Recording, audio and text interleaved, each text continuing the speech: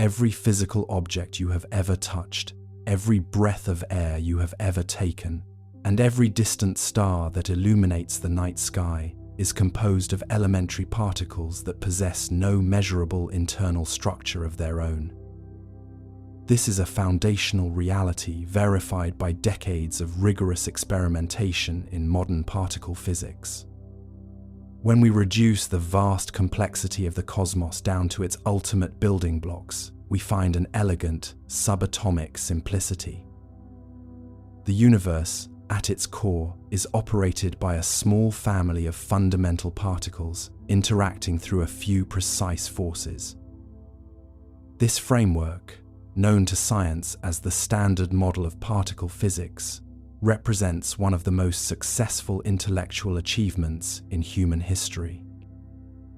It has predicted the existence of previously unknown fields, guided researchers to uncover hidden layers of reality, and provided a mathematical blueprint for the material world. It tells us that everything we see is built from the same basic ingredients, organized by the same universal laws. Calculating total universal mass energy requirements reveals visible atomic matter accounts for a mere 5%, leaving remaining vast portions completely unknown.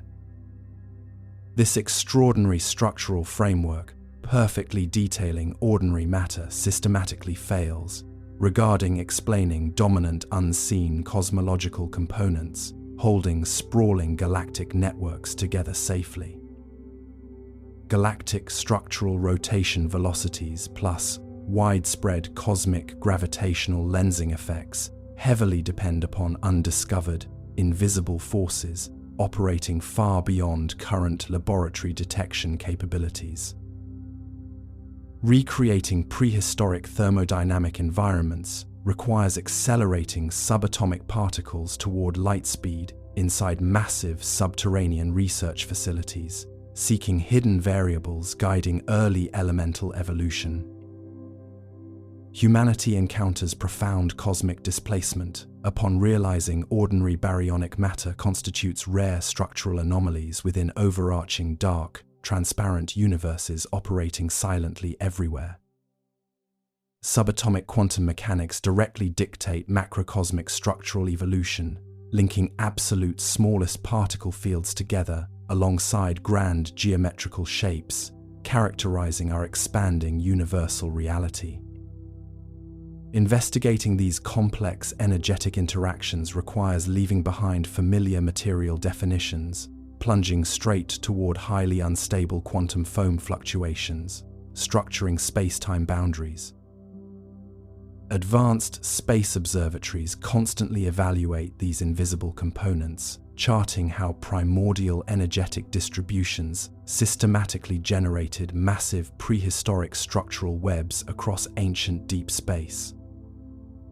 Eventually, collecting comprehensive, empirical deep field datasets will fully empower human intelligence to unlock mysterious physics currently governing unobservable cosmic realms. Modern quantum experiments continuously cross-reference these relativistic boundaries, offering revolutionary insights regarding foundational dark energy distribution networks, pulling reality apart daily. Understanding these hidden cosmic mechanisms permanently alters collective human perspectives, shifting scientific focus away from traditional atomic structures toward highly complex, unified space-time frameworks.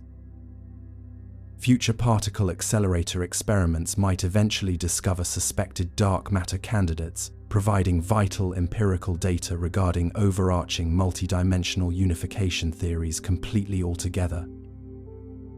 Can a complete understanding of the universe ever be achieved by observers who are themselves made of only 5% of its total contents? Or are we fundamentally bound by the limitations of our own material nature? Calm down, relax, subscribe. We're about to make the universe feel a lot larger. To understand how the universe actually works, we must begin with the familiar problem of ordinary matter. In our daily lives, We experience the world as a collection of solid, dependable objects. We sit on chairs, walk on solid ground, and feel the weight of objects in our hands. This everyday experience creates a strong intuition that matter is dense, continuous, and inherently substantial.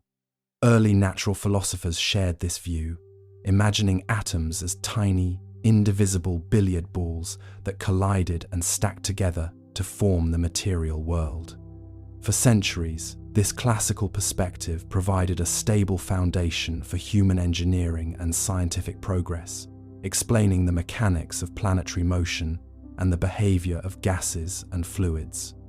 However, the first layer of uncertainty emerges the moment we examine this apparent solidity under the microscope of modern physics. When we peer into the structure of an atom, the illusion of solidity completely evaporates. An atom consists of a tiny, incredibly dense nucleus surrounded by a cloud of electrons.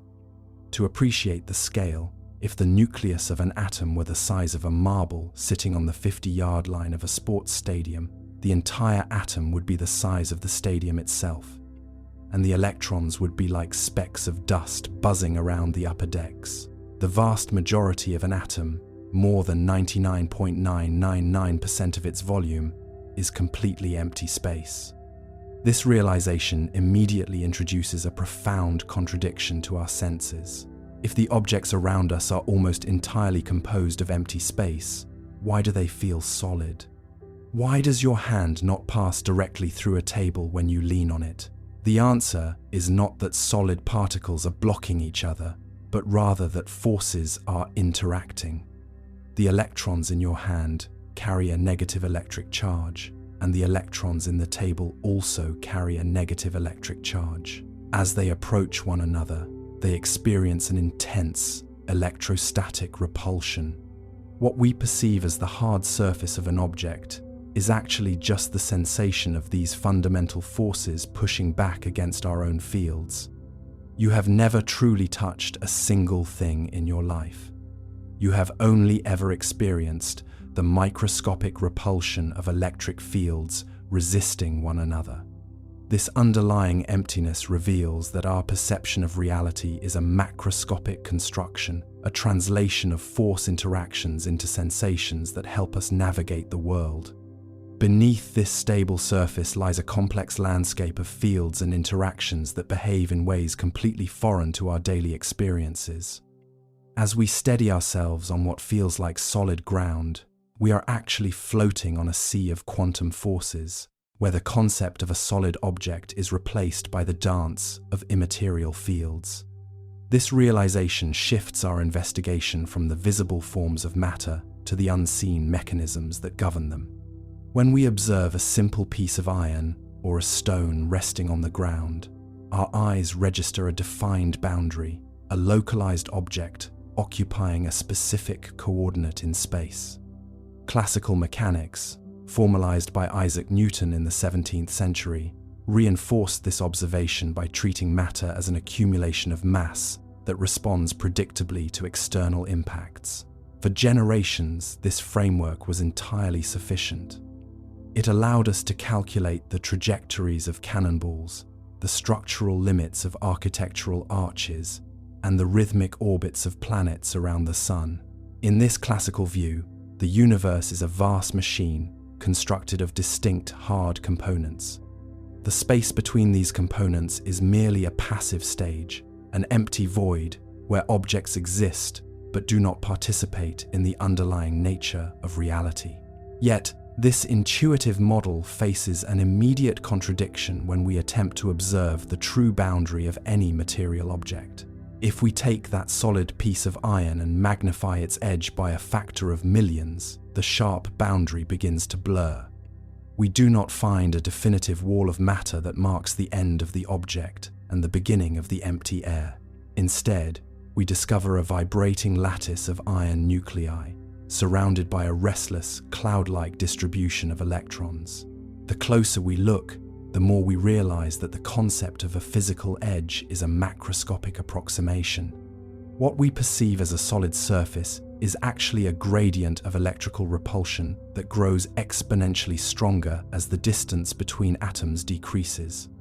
This microscopic repulsion is governed by the electromagnetic force, which is mediated by the exchange of virtual photons between the electrons of the interacting surfaces. When you press your hand against a surface, the electrons in your skin never actually establish physical contact with the electrons of the object. Instead, they approach each other until the electromagnetic fields begin to overlap, generating a resistance that is interpreted by your nervous system as a sensation of hardness. The solidity we experience is not an intrinsic property of the matter itself, but rather a structural feedback mechanism born from the interaction of fundamental forces. The apparent stability of the material world is an illusion sustained by the continuous, silent operation of subatomic repulsions. This understanding forces us to re-examine the nature of the space inside the atom itself, which was long assumed to be a serene, empty vacuum. In the early 20th century, Ernest Rutherford conducted his famous gold foil experiment, directing alpha particles at a thin sheet of gold. He observed that while the vast majority of the particles passed straight through without deflection, a small fraction bounced backward with immense energy. This led to the realization that the mass of an atom is concentrated within an incredibly compact center, which we now call the nucleus. The rest of the atomic volume appeared to be completely vacant, a silent expanse across which the lightweight electrons traced their distant paths. However, modern quantum mechanics reveals that this vast atomic interior is far from empty. The vacuum within the atom is populated by a continuous fluctuation of energy and the pervasive presence of probability clouds. An electron does not orbit the nucleus along a precise, predictable path like a planet orbiting a star. Instead, it exists as a wave function, a mathematical distribution of probabilities spread across the entire volume of the atom. It is simultaneously present in a multitude of locations until an interaction forces it to manifest at a specific coordinate. The empty space of the atom is actually dense with potential, filled with the mathematical geometry of quantum states that define where matter is permitted to exist. This probabilistic nature introduces a deeper layer of uncertainty regarding how these subatomic components maintain their structure. Protons, which reside within the atomic nucleus, carry a positive electric charge. According to the laws of electromagnetism, like charges repel each other with a force that increases as they are brought closer together. Within the unimaginably tight confines of an atomic nucleus, the electrostatic repulsion attempting to tear the protons apart is immense, millions of times stronger than the chemical bonds holding molecules together. If electromagnetism were the only force active within the atom, every nucleus in the universe would instantly detonate, scattering its constituents across space. The explanation for why the nucleus remains stable lies in the existence of an entirely separate, short-range interaction known as the strong nuclear force. This force operates only over distances comparable to the diameter of a single proton, but at that scale, it is approximately 100 times stronger than electromagnetism. It acts like a powerful subatomic glue, clamping the protons and neutrons together and overcoming their natural urge to fly apart. The stability of all the elements in the periodic table, from the simplest hydrogen atom to the heaviest uranium, depends on a delicate, precise balance between these two competing forces. One pushes outward with relentless electrical intensity, while the other pulls inward with absolute quantum strength. This balance between competing forces reveals a deeper implication about the stability of the entire cosmos. The material universe is not a collection of static things that simply exist without effort. It is an active, dynamic equilibrium that must be constantly maintained by the ceaseless exchange of force-carrying particles. Every stable atom is a site of intense, localized tension, a quiet battleground where the fundamental interactions of nature have achieved a temporary, harmonious truce. If the relative strength of either the electromagnetic force or the strong nuclear force were to shift by even a fraction of a percentage point, the balance would shatter. Stars would fail to ignite. The carbon atoms necessary for organic life could not form, and the structured universe would dissolve into an unstructured mist of isolated particles. Despite the profound success of this force-based model, a significant uncertainty remains at the heart of our understanding of ordinary matter. While the strong nuclear force explains how protons and neutrons are bound together within the nucleus, it does not fully account for the internal mass of those particles themselves. Protons and neutrons are not elementary. They are composite structures built from smaller entities called quarks. A proton contains 2 up quarks and 1 down quark, held together by the exchange of force particles called gluons. Yet, when physicists add together the intrinsic masses of these 3 individual quarks, the total accounts for less than 1% of the proton's actual measured mass. The remaining 99% of the mass of ordinary matter is completely unaccounted for by the material components themselves. This missing mass is not a physical substance, but rather the manifestation of pure kinetic and binding energy. The quarks within a proton are moving at relativistic speeds, bound together by an incredibly intense gluon field. According to Albert Einstein's famous equation relating mass and energy, this trapped, turbulent energy exhibits inertia, masquerading to our macroscopic senses as solid mass. When you weigh an object in your hand, you are not primarily measuring the weight of physical particles. You are measuring the weight of the raw energy required to hold those particles together. This realization transforms our understanding of what matter actually is. It reveals that the material world is not constructed from small fragments of solid substance, but is instead composed of localized pockets of intense energy held in confinement by fundamental fields. Mass is a property that emerges from the dynamics of space and force, a macro-level interpretation of microscopic motion. The stability we rely upon every day is a consequence of energy being bound so tightly that it behaves like a solid object. As we look deeper into this subatomic machinery, the distinction between matter and energy begins to blur, suggesting that everything we consider substantial is merely a specialized state of the underlying quantum fields. This perspective shifts our attention toward the nature of these fields and how they interact across the vast, empty spaces of the cosmos.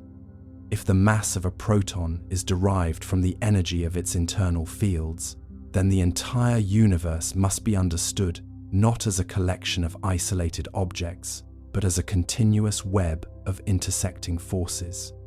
The space between the stars and the space within the atom are governed by the same fundamental principles, where empty space is never truly empty, but is instead the primary medium through which reality operates.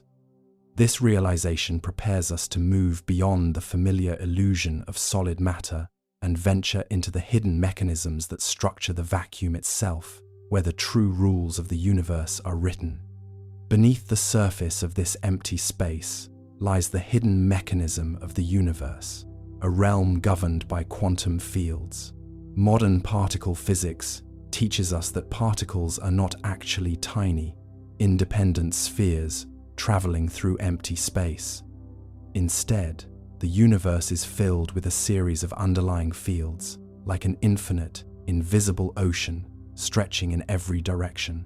There is an electron field, an electromagnetic field, and a field for every other fundamental particle. What we perceive as a physical particle is actually just a localized ripple, a concentrated quantum vibration within that specific field.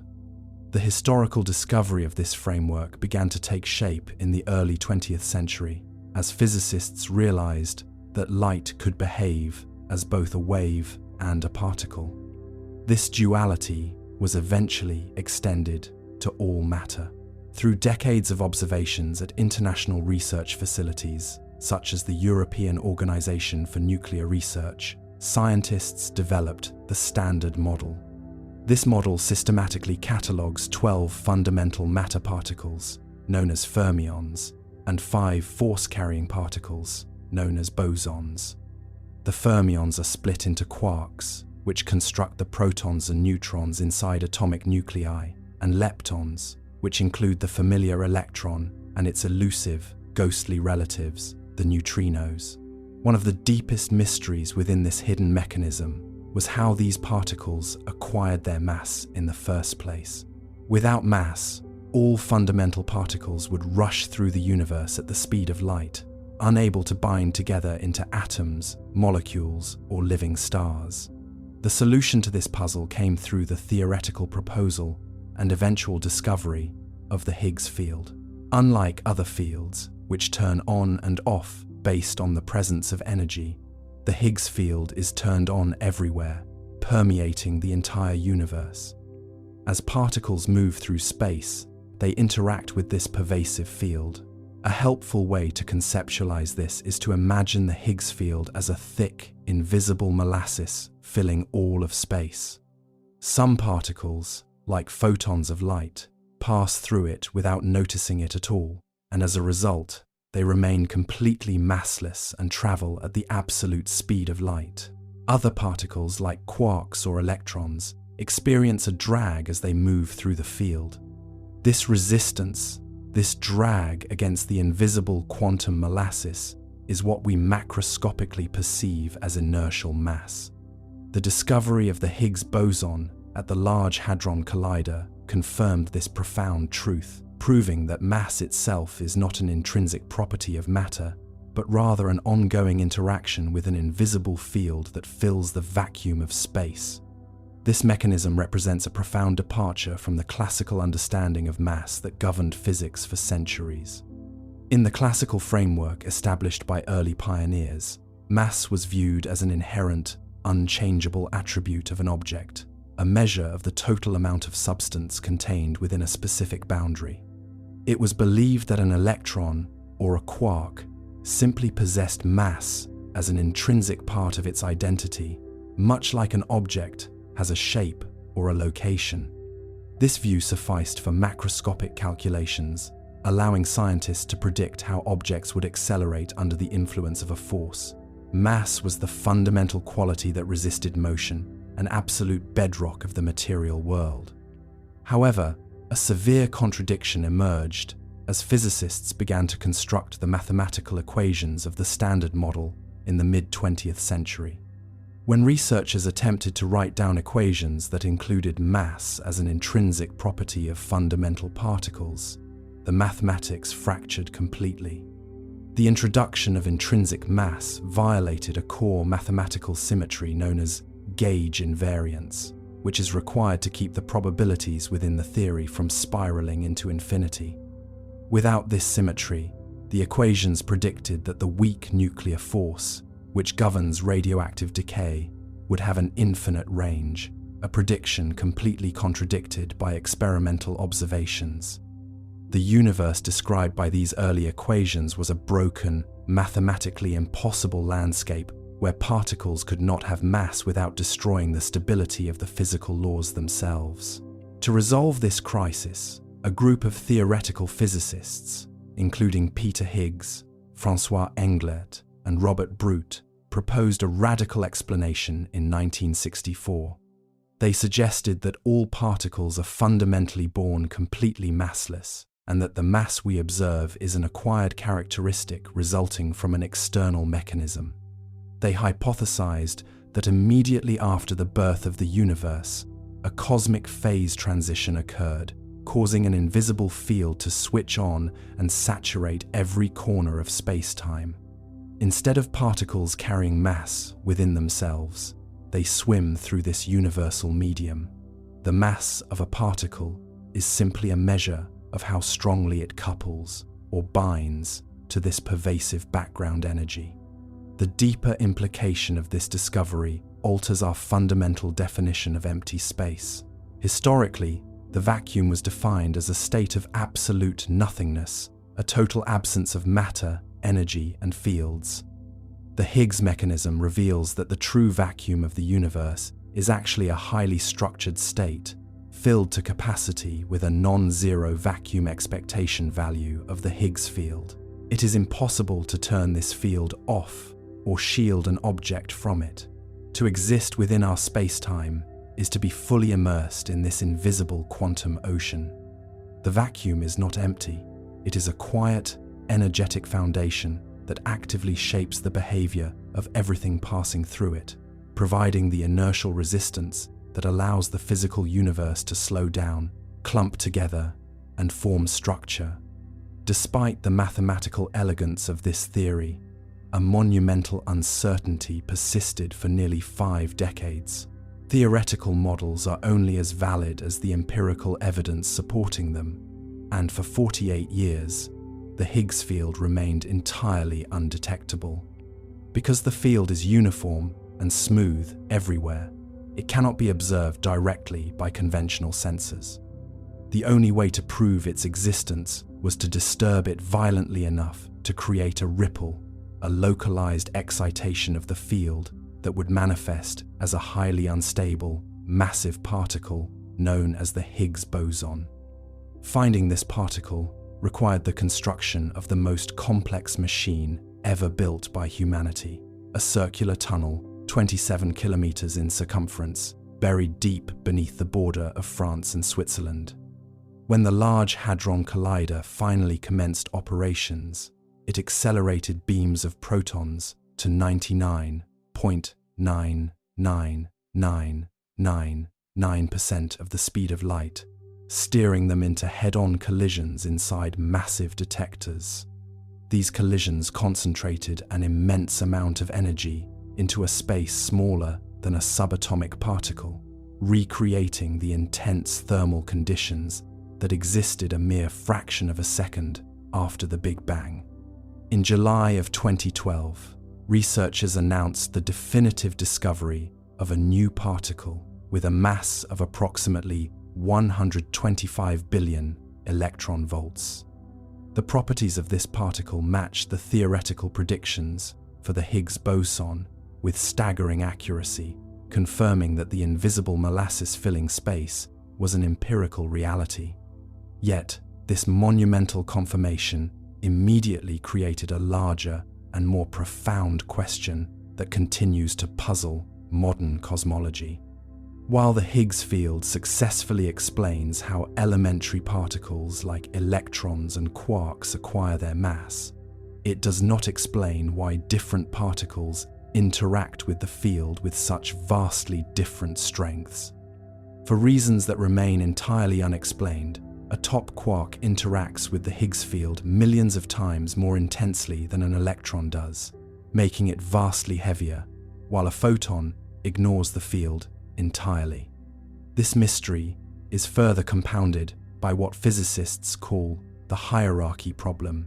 According to quantum field theory, the Higgs boson should interact with all virtual particles that continuously pop into and out of existence within the quantum vacuum. These interactions should mathematically drive the mass of the Higgs boson up to the Planck scale, an energy level 16 orders of magnitude higher than its observed value. For the Higgs boson to remain as light as it is, allowing stars and chemistry to exist, the bare mass of the particle and the quantum corrections must cancel each other out with a precision of 1 part in a quadrillion. This exquisite, unexplained balancing act suggests that there are deeper structural mechanisms operating just beyond our current reach. This realization forces our investigation to shift from the mechanisms that generate mass to the profound cosmic consequences of how matter behaves once it exists. If the Higgs field provides the structural mass of the universe, it does so within a system that exhibits a stark, unexplained preference for one type of matter over its perfect mirror image. The stability provided by the Higgs mechanism is merely the stage upon which a much grander, ancient asymmetry played out in the earliest moments of time, leading us from the invisible fields of the vacuum to the great mystery of why anything survived the initial dawn of creation. While the Standard Model elegantly explains how particles acquire mass and interact, it runs directly into its first major contradiction when applied to the creation of the universe. According to the laws of quantum mechanics and the principles of general relativity, energy can transform into matter, but it must always do so in equal amounts of matter and antimatter. Antimatter is a perfect mirror image of ordinary matter, possessing the exact same mass but opposite electric charges. This symmetrical creation is a law observed in every high-energy physics experiment ever conducted. Whenever a particle accelerator creates a quark, it simultaneously creates an antiquark.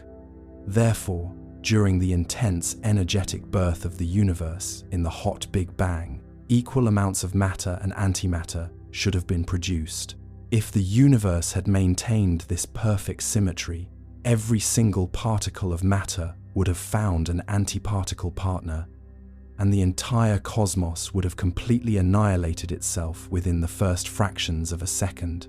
Yet we look out at the cosmos and see a universe composed entirely of ordinary matter. Planets, stars, galaxies, and ourselves are all made of matter, with no natural pockets of antimatter to be found anywhere in the observable sky. This creates a monumental scientific puzzle known as the baryon asymmetry problem. Somewhere in the earliest moments of cosmic history, a subtle flaw, a tiny deviation from perfect symmetry, must have occurred.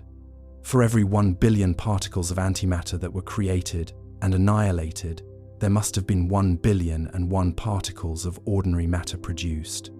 That tiny, single extra particle of matter out of 1,000,000,000 survived the great cosmic annihilation, and every star, galaxy, and human being is constructed from that minute remnant.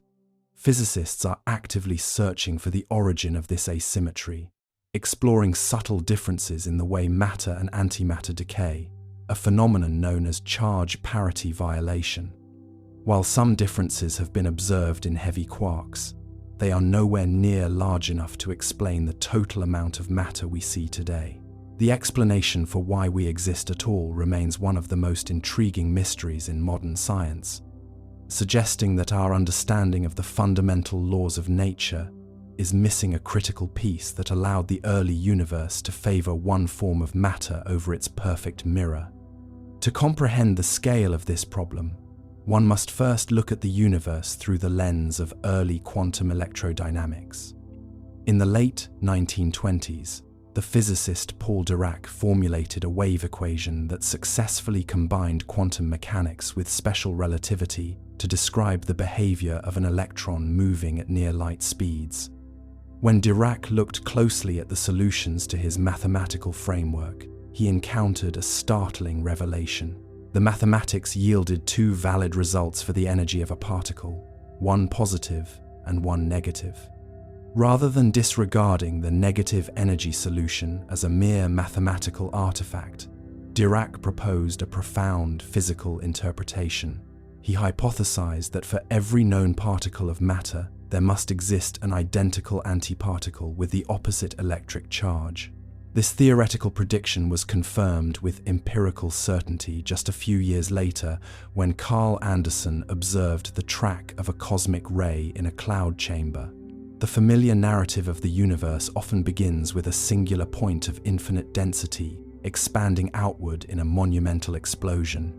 Most people envision this event, known as the Big Bang, as an explosion of matter into an existing, empty void, similar to a firework bursting in the night sky.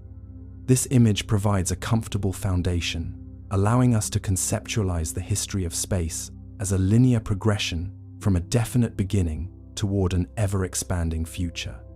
However, this common visualization introduces a significant layer of uncertainty. The Big Bang was not an explosion of matter within space, but rather the rapid expansion of space itself. There was no pre-existing void into which the universe expanded, and there is no center point from which everything originates. Every point in the modern universe was once part of that initial, infinitely crowded space, meaning the beginning happened everywhere at once. As we look deeper into this foundational concept, we discover that the light leaving those early regions has been stretched by the expansion of space over billions of years. This phenomenon, known as cosmological redshift, transforms our understanding of the night sky. The darkness we observe between the stars is not truly empty. It is filled with the earliest light in cosmic history, stretched into wavelengths that are invisible to the naked human eye.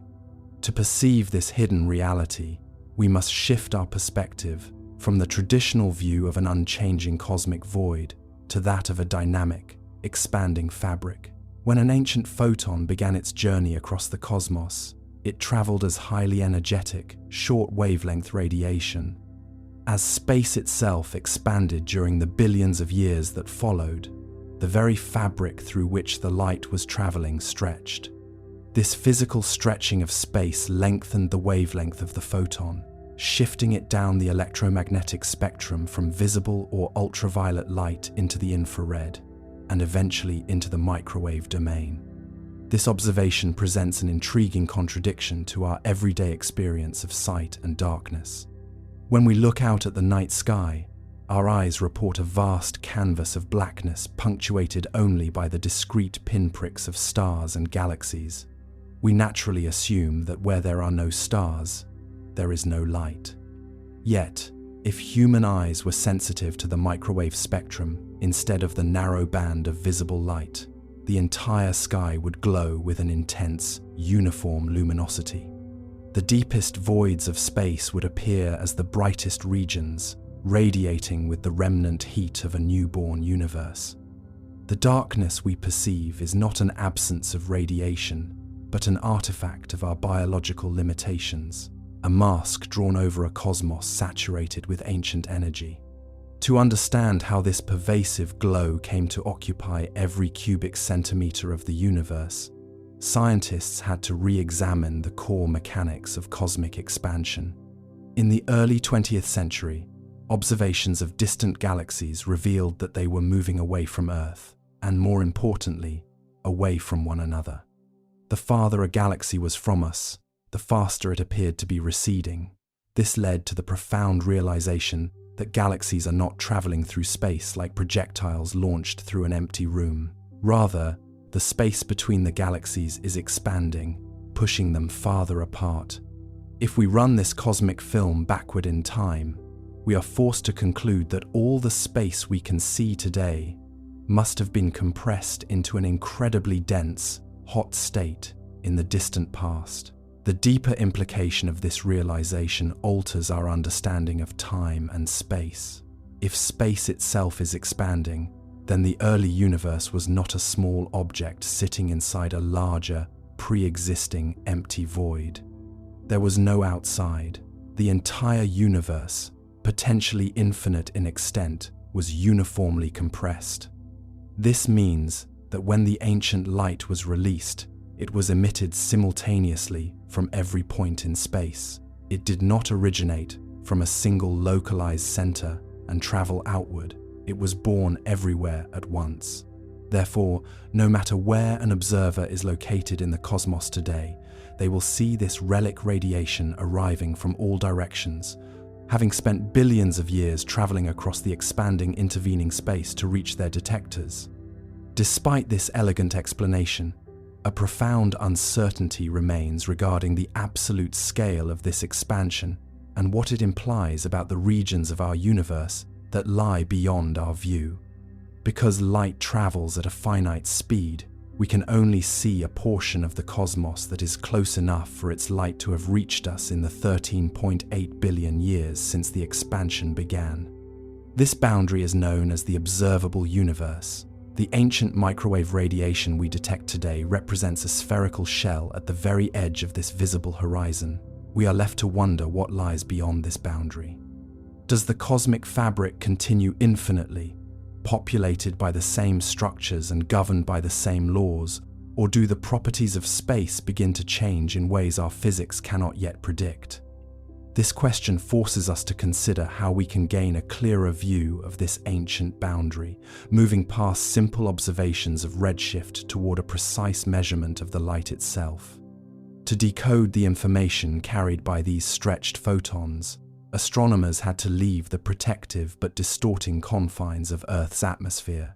The moisture in our air absorbs microwave radiation, rendering the ancient cosmic glow nearly invisible from the ground. To truly investigate the origin of space and time, humanity had to launch instruments into the cold, silent environment of space, setting the stage for a series of orbital observatories that would map the infant universe with unprecedented precision. As these space missions began to send back data, they encountered a universe that was remarkably smooth, yet held subtle hints of complexity. The first satellite observations confirmed that the cosmic microwave background matches a perfect blackbody spectrum, a term physicists use to describe an object that absorbs all radiation incident upon it and emits energy in a perfectly balanced thermal curve. This perfection indicates that the early universe was in a state of nearly complete thermal equilibrium, with matter and radiation thoroughly mixed and interacting at a single uniform temperature. This extraordinary smoothness creates a secondary contradiction that puzzled cosmologists for decades. If the early universe was in such a perfect state of equilibrium, with every region matching the temperature of every other region to an astonishing degree, how did the modern universe become so structurally complex?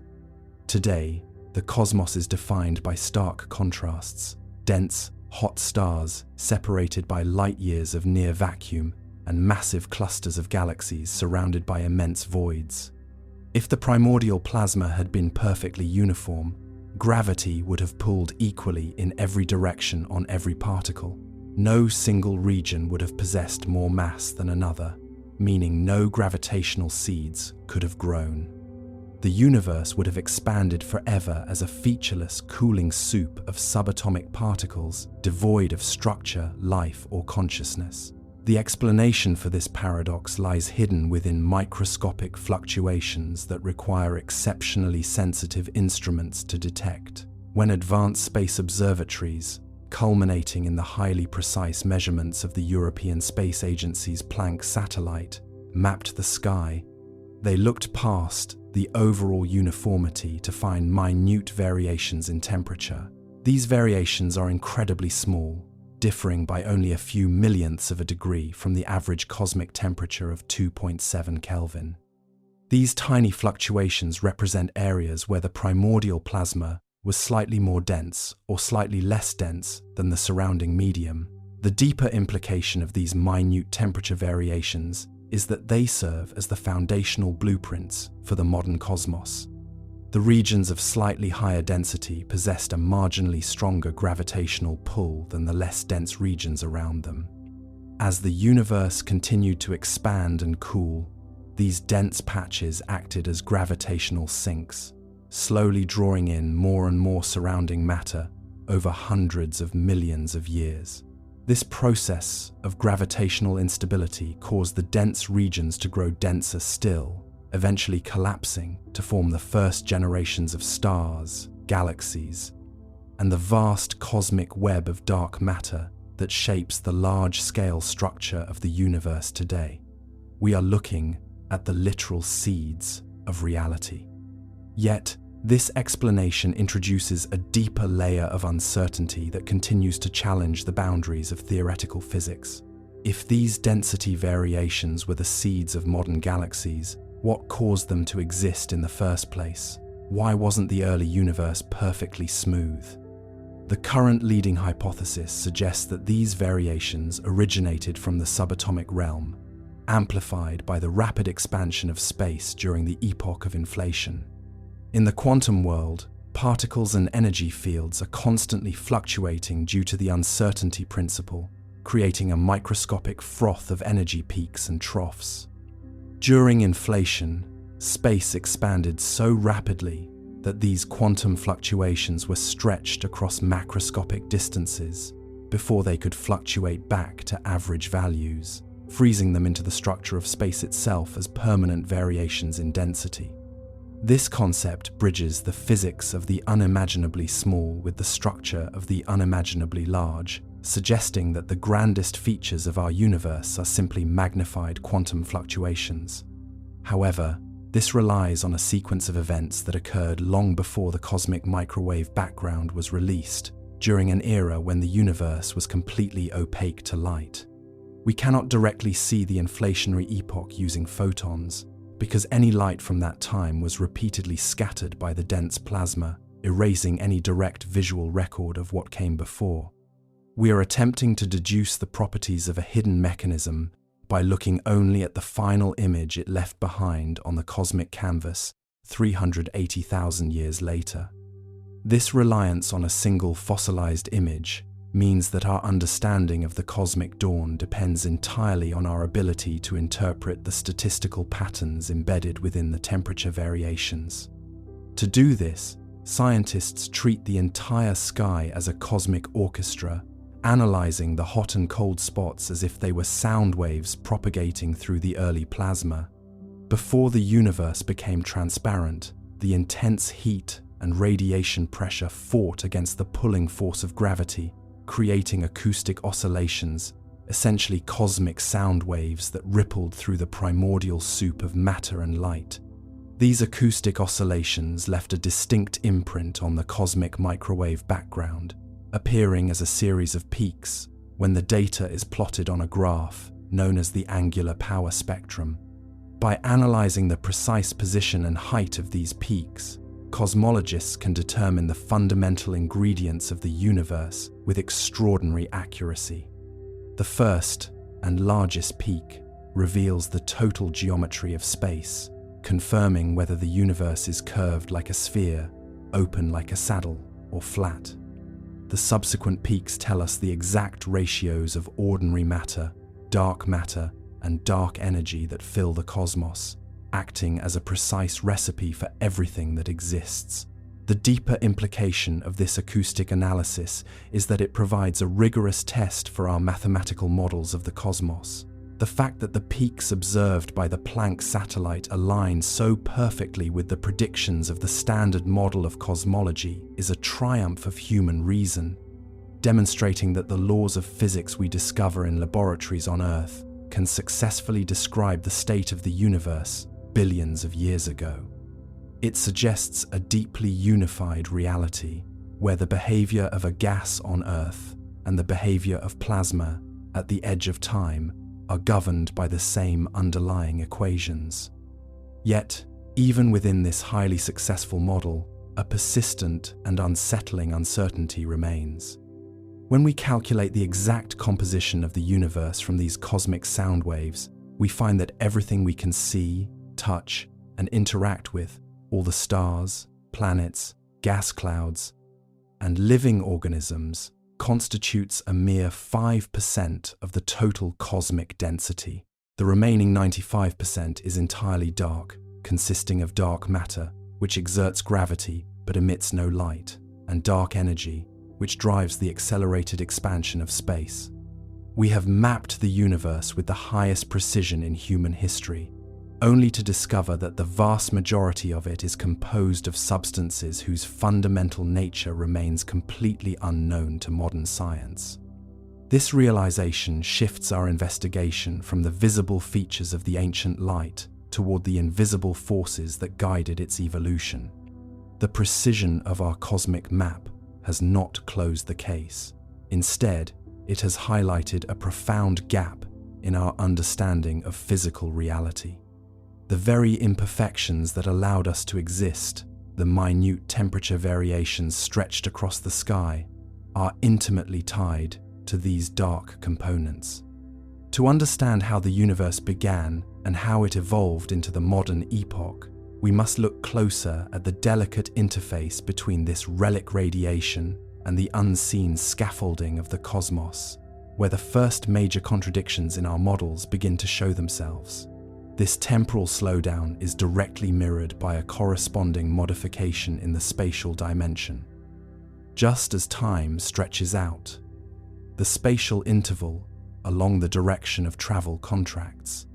If an external observer watches a highly accelerated spacecraft pass by, they will notice that the vehicle appears compressed along its line of motion. Interestingly, if the passenger inside that spacecraft looks out at the external observer, they will see that the external observer's world is compressed as well. This symmetry introduces a beautiful contradiction. If both observers see the other's space contracting and the other's time slowing down, how can they ever agree on a single, coherent physical reality? The explanation lies in the mathematical transformation equations developed by Hendrik Lorentz and later fully contextualized by Albert Einstein. These Lorentz transformations show that the distortions of space and time do not occur at random. They scale precisely according to a specific mathematical factor. This factor depends entirely on the ratio of the object's velocity to the absolute speed of light.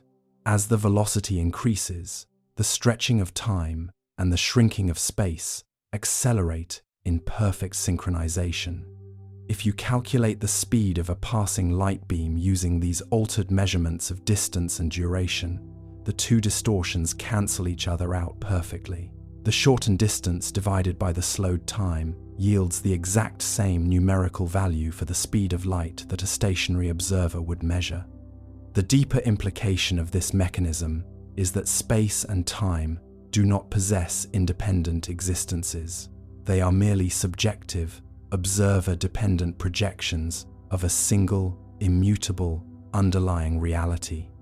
What one observer perceives strictly as a distance in space, another observer, moving at a different velocity, will perceive as a mixture of distance in space and duration in time. The universe behaves like a grand cosmic balance sheet. It allows individual observers to maintain completely different records of lengths and times, but it strictly enforces an absolute ledger where the speed of light remains perfectly balanced for everyone. This velocity serves as the universal constant that holds the entire structural integrity of spacetime together.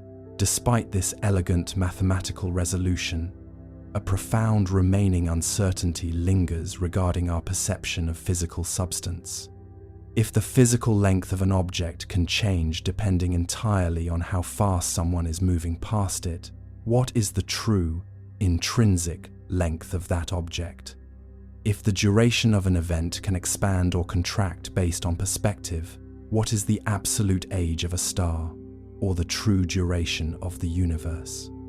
We are forced to realize that the properties we intuitively assign to solid matter, like size, shape, and age, are not permanent, inherent traits locked within the objects themselves. They are relational properties, defined entirely by the geometric relationship between the observer and the observed. This dissolution of absolute physical properties naturally transitions our investigation into a more unsettling territory. If space and time are fluid enough to bend around the speed of light, then our traditional understanding of order and sequence must also be called into question. If different observers measure different durations and lengths, it stands to reason that they might also disagree on the very sequence of events themselves. The absolute nature of the cosmic speed limit, which initially seemed to bring order to the chaos of electromagnetism, is about to challenge a principle even more fundamental than space or time: the unyielding rule that an effect must always follow its cause. While this mechanism elegantly preserves the constancy of light, it immediately introduces a profound contradiction that challenges our understanding of cause and effect. If motion is relative, then any observer can claim that they are the one who is stationary, and it is the rest of the universe that is moving past them. This symmetry leads directly to a major scientific puzzle known as the breakdown of simultaneity. In our daily lives, we assume that if two events happen at the exact same time, they happen at the exact same time for everyone. Special relativity proves that this assumption is fundamentally false. Imagine a train moving at a high speed past a platform. Exactly as the center of the train passes, an observer standing on the platform. Two bolts of lightning strike the front and the back of the train simultaneously. The observer on the platform sees both flashes of light reach their eyes at the exact same instant, concluding that the two strikes occurred at the same time. However, inside the train, a passenger is riding forward toward the front lightning strike and moving away from the rear lightning strike. Because the speed of light is constant, the passenger will perceive the light from the front strike first, before the light from the rear strike arrives. Because the passenger can legitimately claim that the train is stationary and the platform is moving backward, they must conclude that the front lightning strike happened before the rear lightning strike. Both observers are entirely correct within their own frames of reference. An event that belongs to the absolute past for one observer can belong to the present or the future for another. This contradiction means that there is no single, universal now.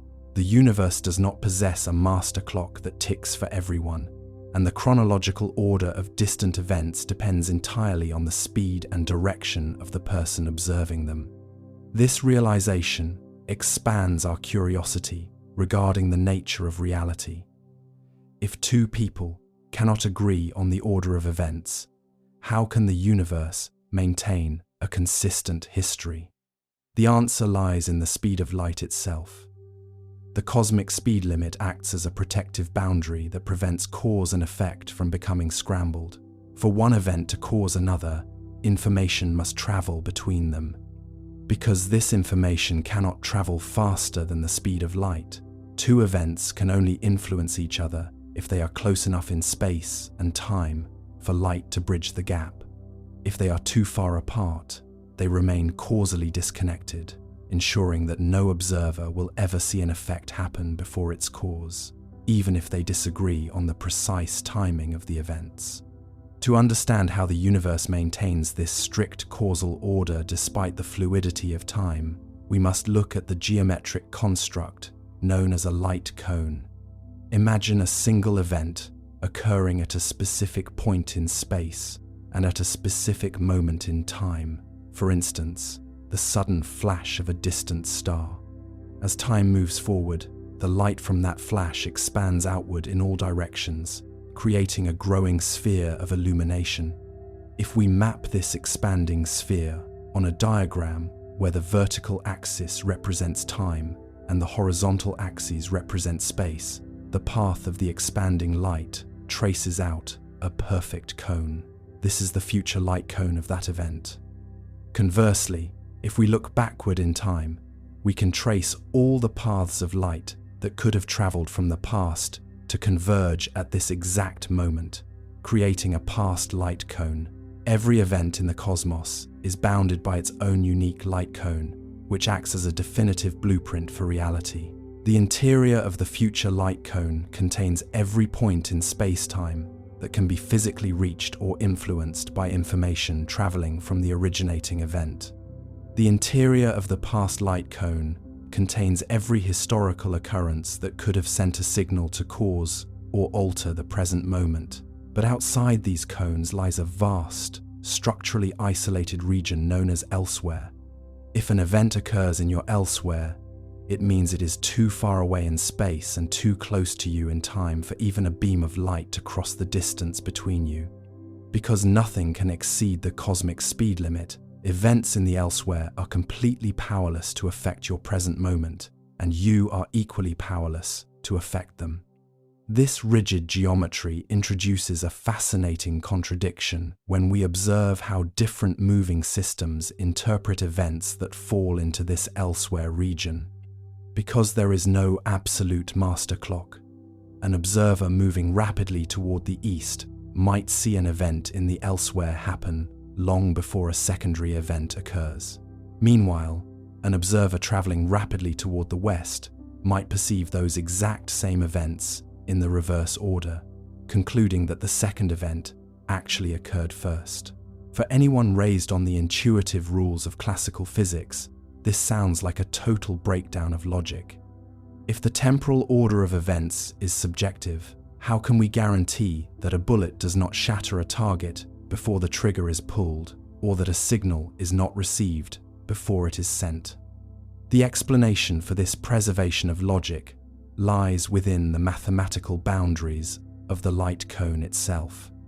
Special relativity demonstrates that the chronological order of two events only becomes subjective if those events are separated by a spatial distance greater than the distance light could travel in the time between them. In other words, if they reside in each other's elsewhere. If two events are causally linked, meaning one event physically caused the other, they must reside within each other's past or future light cones. Once two events are locked inside a light cone, their sequential order becomes absolutely immutable. No matter how fast an observer travels, and no matter what direction they move through the cosmos, the Lorentz transformations ensure that the cause will always be calculated as happening before the effect. The variation in perspective is strictly confined to the elsewhere, where events cannot influence one another anyway. The deeper implication of this cosmic architecture is that the speed of light is not just a speed limit for matter, it is the fundamental boundary of causality itself. Beneath the visible events of a launch vehicle's ascent lie the intricate, microscopic processes that dictate the behavior of matter under extreme thermal and mechanical gradients. To understand the hidden mechanisms of space disasters, we must look at how materials respond to changes that occur at the molecular level. During the development of the Space Shuttle program, engineers relied heavily on elastomeric polymers to seal the joints between the segments of solid rocket boosters. These synthetic rings, known as O-rings, were designed to expand rapidly and seal any gaps created by the immense pressure of ignition, preventing the escape of superheated gases that exceed 2000 degrees Celsius. The critical observation that transformed our understanding of these materials was the discovery of how temperature alters the elasticity of polymers. As an elastomer cools, its molecular chains lose their flexibility, transitioning from a resilient, rubbery state to a rigid, glassy state. This phenomenon, known as the glass transition temperature, occurs silently and without any visible alteration to the material's appearance. On a cold morning in January 1986, the ambient temperature at the launch pad caused the O-rings of the Space Shuttle Challenger to sink below this critical threshold. When the solid rocket motors ignited, the flattened rings could not recover their shape quickly enough to fill the expanding gap in the joint, allowing a plume of incandescent gas to escape and erode the adjacent structural matrix. This microscopic failure immediately triggered a macroscopic chain of events governed by fluid dynamics and thermal energy transfer. The escaping gas acted like an industrial plasma torch, cutting through the aluminum skin of the solid booster and burning into the external fuel tank, which contained hundreds of thousands of liters of liquid hydrogen and liquid oxygen. As the structural integrity of the tank failed, the aerodynamic forces acting on the vehicle caused it to rotate abruptly away from its optimal flight path. At speeds exceeding Mach 1.5, the atmosphere became an immovable wall, and the vehicle was torn apart not by a centripetal explosion, but by extreme aerodynamic shear. The investigation into this event forced scientists to look deeper into the historical behavior of these seals under less severe conditions. Research revealed that during previous warmer launches, the O-rings had routinely experienced a phenomenon called soot blowout and minor erosion, where hot gas briefly bypassed the first line of defense before the material could fully seat. These quiet observations had been categorized as an acceptable risk within the operating parameters of the vehicle, a psychological and bureaucratic shift that researchers later termed the normalization of deviance. This concept describes how a recurring anomaly is gradually accepted as a normal characteristic of a system, blinding observers to the hidden mechanism that is slowly eroding the safety margin towards zero. To understand how this erosion of safety happens mechanically, we must examine the physical process of joint rotation within solid rocket boosters during the first few milliseconds of ignition. When the solid propellant inside the booster is ignited, the internal pressure rises from atmospheric levels to over 6 megapascals in less than 1/3 of a second. This rapid pressurization causes the steel casing of the booster to expand outward. However, because the booster is manufactured in segments that are pinned together at specific joints, the tang and clevis configuration of these joints reacts to the pressure by bending slightly. This localized bending, known as joint rotation, actually pulls the sealing surfaces away from each other, widening the gap that the elastomeric O-rings are designed to fill.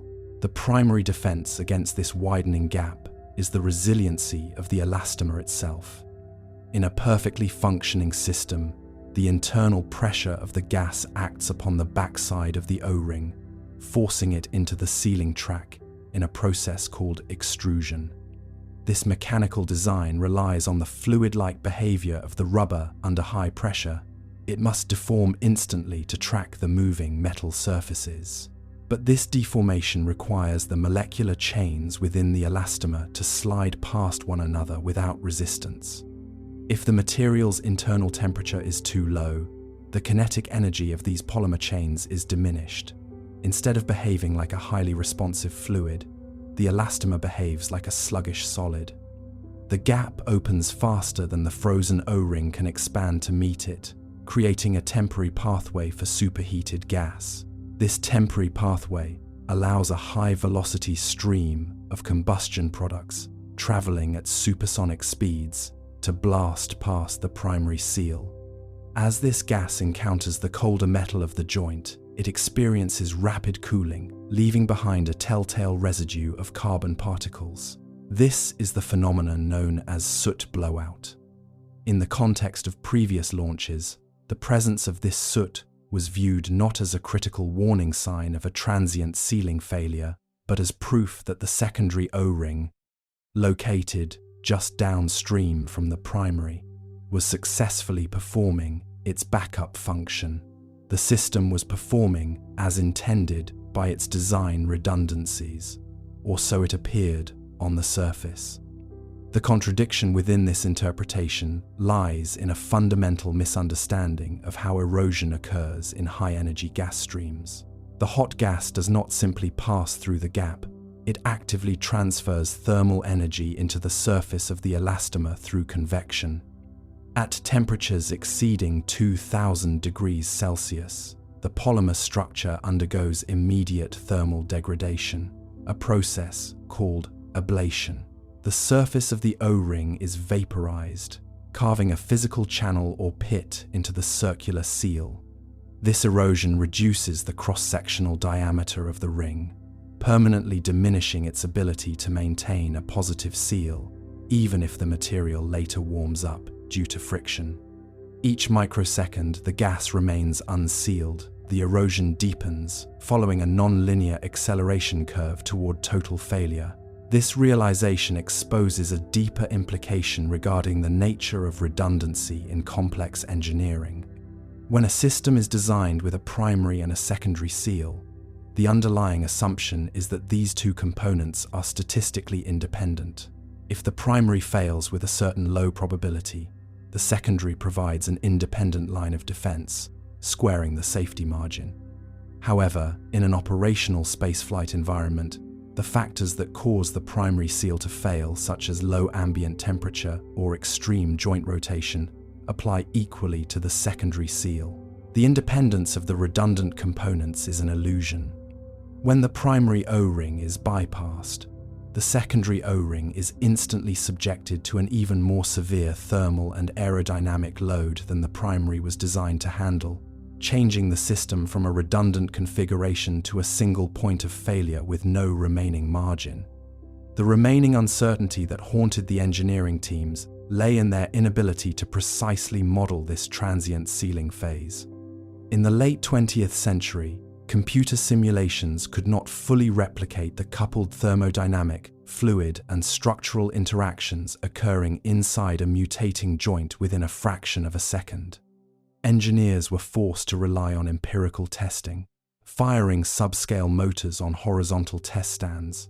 These static tests, however, were conducted under ideal conditions where the structural loads of a vertical launch vehicle, including the weight of the external tank and the twisting forces of the main liquid engines, were absent. The data gathered was clean, but it was disconnected from the chaotic reality of an actual operational launch profile. This disconnect between laboratory data and operational reality allowed the normalization of deviance to flourish within the organizational structure managing the program. When an anomaly is observed but does not result in a catastrophic loss, the engineering mind can unconsciously recalibrate its baseline of what constitutes acceptable performance. The presence of minor O-ring erosion on early missions was classified as an expected operational characteristic, an inherent nuance of the hardware rather than a systemic flaw. The safety margin was not a fixed, immutable boundary, but a malleable concept that was slowly compressed by a series of successful flights, creating a false sense of security that masked the approaching thermodynamic threshold. This psychological mechanism is deeply linked to the behavior of materials under prolonged stress. Just as a metal component can undergo fatigue through repeated cycles of load, an engineering organization can undergo a form of analytical fatigue, where its sensitivity to warning signs is gradually blunted by the absence of negative outcomes. The data indicating danger becomes indistinguishable from background noise because the system has survived similar levels of degradation before. This feedback loop is exceptionally dangerous because it ensures that the system will continue to fly until it encounters a set of environmental conditions that pushes the degradation past the hidden threshold of total structural collapse. The transition from this organizational and material blindness leads us directly to the next phase of our investigation, where we must confront how these hidden mechanisms operate when the scale of the system is altered. The vulnerabilities discovered within the solid rocket booster joints were not isolated incidents. They reflected a broader, more systemic challenge in how human engineering interacts with the extreme energy states required for orbital transport. As we move forward, we must look at how these subtle, microscopic failures can be magnified across different operational regimes, exploring what happens when a design flaw is carried into the intense, transformative environment of atmospheric re-entry, where the forces acting on the vehicle are no longer driven by internal chemical propulsion, but by the raw kinetic energy of cosmic velocity. The realization that minor anomalies can accumulate without causing immediate failure presents a profound scientific puzzle. It introduces a major contradiction to the traditional philosophy of risk analysis, which assumes that past success is a reliable indicator of future safety. If a system operates successfully multiple times despite experiencing unexpected component degradation, classical logic suggests the design is resilient. However, complex systems analysis reveals the opposite. Each successful flight with a known flaw merely masks a non-linear path toward a catastrophic threshold. The puzzle deepens when we realize that the evidence of danger is often present in the data but remains unreadable because our analytical models are looking for the wrong signals. This contradiction is vividly illustrated by the events surrounding the loss of the Space Shuttle Columbia in 2003. During the initial seconds of launch, a piece of lightweight insulating foam, roughly the size of a suitcase, detached from the external tank and struck the leading edge of the left wing. This foam was part of the thermal protection system, designed to prevent ice from forming on the ultra-cold surface of the liquid fuel tanks. Because the foam possessed a very low density, it seemed counterintuitive to many observers that it could cause significant damage to the reinforced carbon-carbon panels that shielded the wing from the heat of re-entry. This brings us to a major scientific contradiction that challenged the very limits of ground-based observation. For decades, the largest telescopes on Earth were built on the tops of remote mountains, high above the dense lower atmosphere. The logic was clear. Getting closer to space would yield sharper images of distant galaxies. However, astronomers observed that even on the clearest nights, stars still twinkled, and the images captured by these multi-billion-dollar instruments remained frustratingly blurry. The paradox was that the very atmosphere that sustains human life acts as a turbulent, distorted lens for cosmic light. Air currents of varying temperatures mix constantly, causing the refractive index of the atmosphere to shift rapidly from millisecond to millisecond. This optical chaos tears apart the orderly wavefronts of light arriving from deep space, scattering the photons just before they hit the telescope mirror. The explanation for why stars twinkle is not an astronomical phenomenon, but an atmospheric illusion that destroys our ability to resolve fine cosmic details. To counteract this, scientists developed adaptive optics, a technology that uses lasers to measure atmospheric distortion and physically warps the telescope mirror hundreds of times per second to undo the blur. The deeper implication is that to see the universe clearly from Earth, our instruments must remain in a state of constant, violent correction, fighting against the planet itself.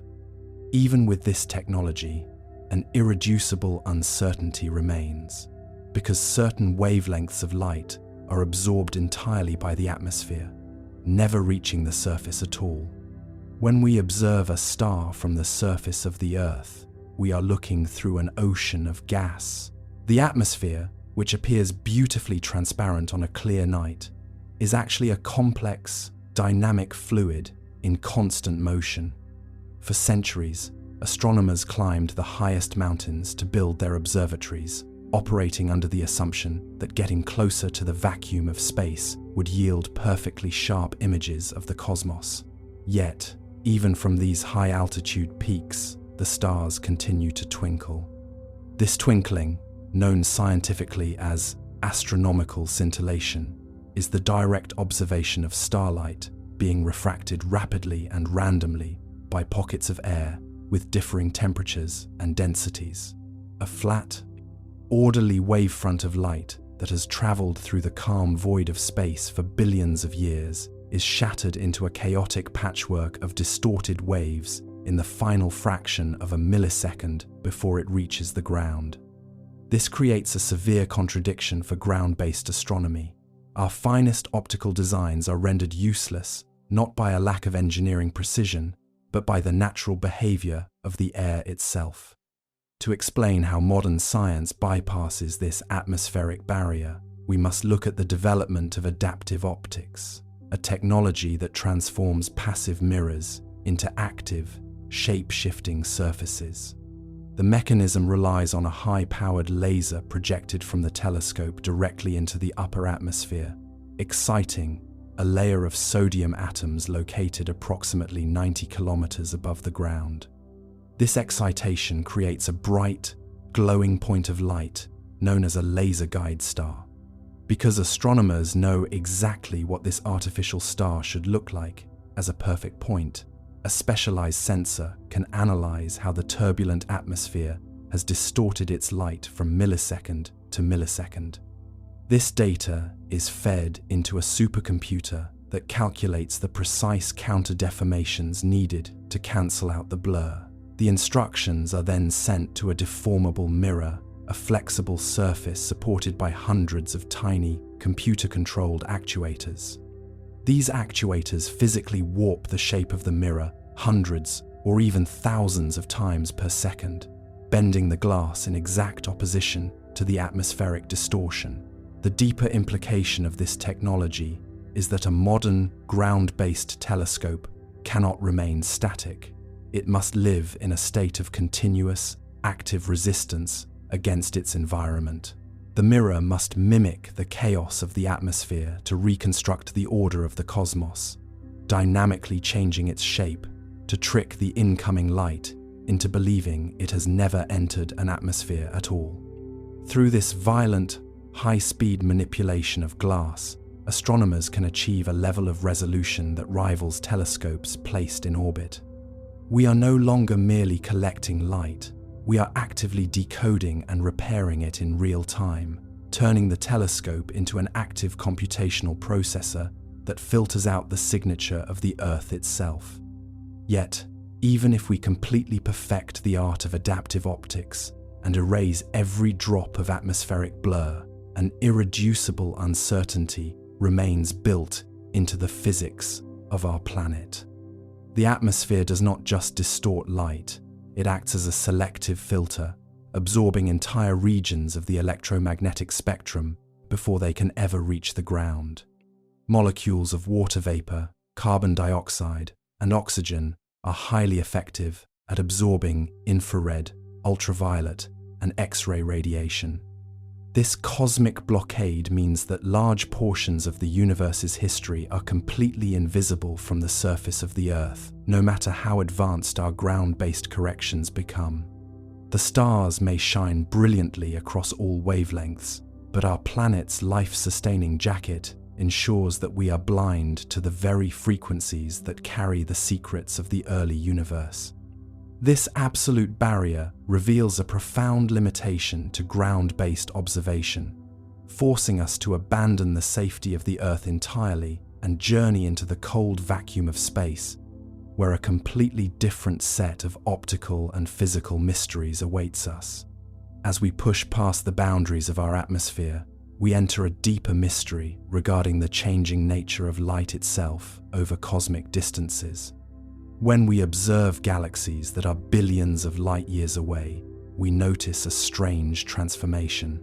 The light they emitted, as brilliant white or blue ultraviolet radiation, does not arrive at our detectors in that form. Instead, it arrives as faint, low-energy infrared light. This is the direct result of cosmological redshift, a consequence of general relativity, where the expansion of space stretches the wavelength of light as it travels through the universe.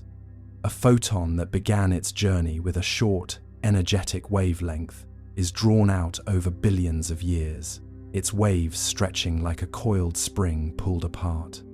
This creates a profound limitation for traditional optical telescopes, because the light from the first stars and galaxies has been stretched entirely out of the visible spectrum. To see the dawn of cosmic time, we cannot use our eyes or ordinary glass. We must construct instruments that are sensitive exclusively to the infrared spectrum. This realization shifts our understanding from simple sight to a form of thermal detection. The breakdown in our conventional approach occurs because everything that has heat emits infrared light, including the telescope itself. If an infrared space telescope is warmed by the sun, its own structural components will glow so brightly in the infrared that they will completely blind the sensitive detectors on board. When we think of a telescope operating in the vacuum of space, we often imagine it floating in a pristine, dark void, free from any localized interference. This observation forms the basis for why we launch observatories into orbit, to escape the blinding canopy of Earth's atmosphere. We naturally assume that once an instrument is placed beyond the atmosphere, the cosmos will reveal itself across all wavelengths with absolute clarity.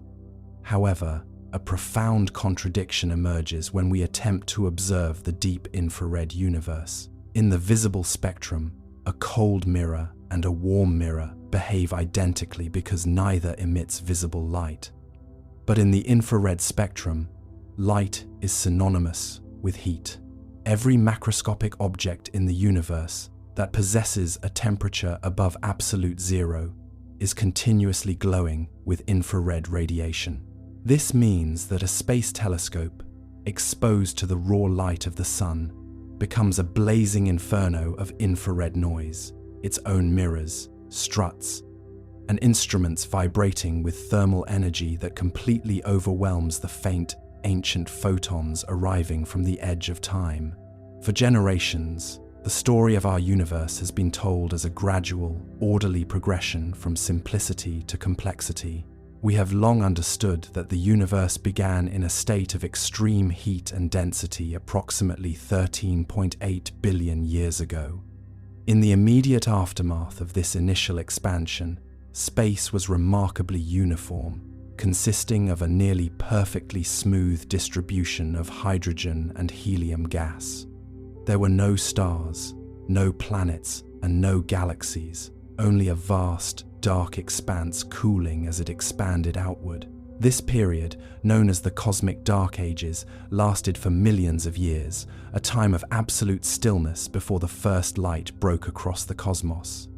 The traditional model of cosmic evolution relies on the principle of hierarchical structure formation. This framework states that small objects formed first, and larger objects were built over vast stretches of time through successive mergers. Tiny fluctuations in the density of the early universe, where matter was slightly more concentrated, acted as gravitational seeds. These seeds slowly pulled in surrounding gas, eventually becoming dense enough to ignite the first generation of stars.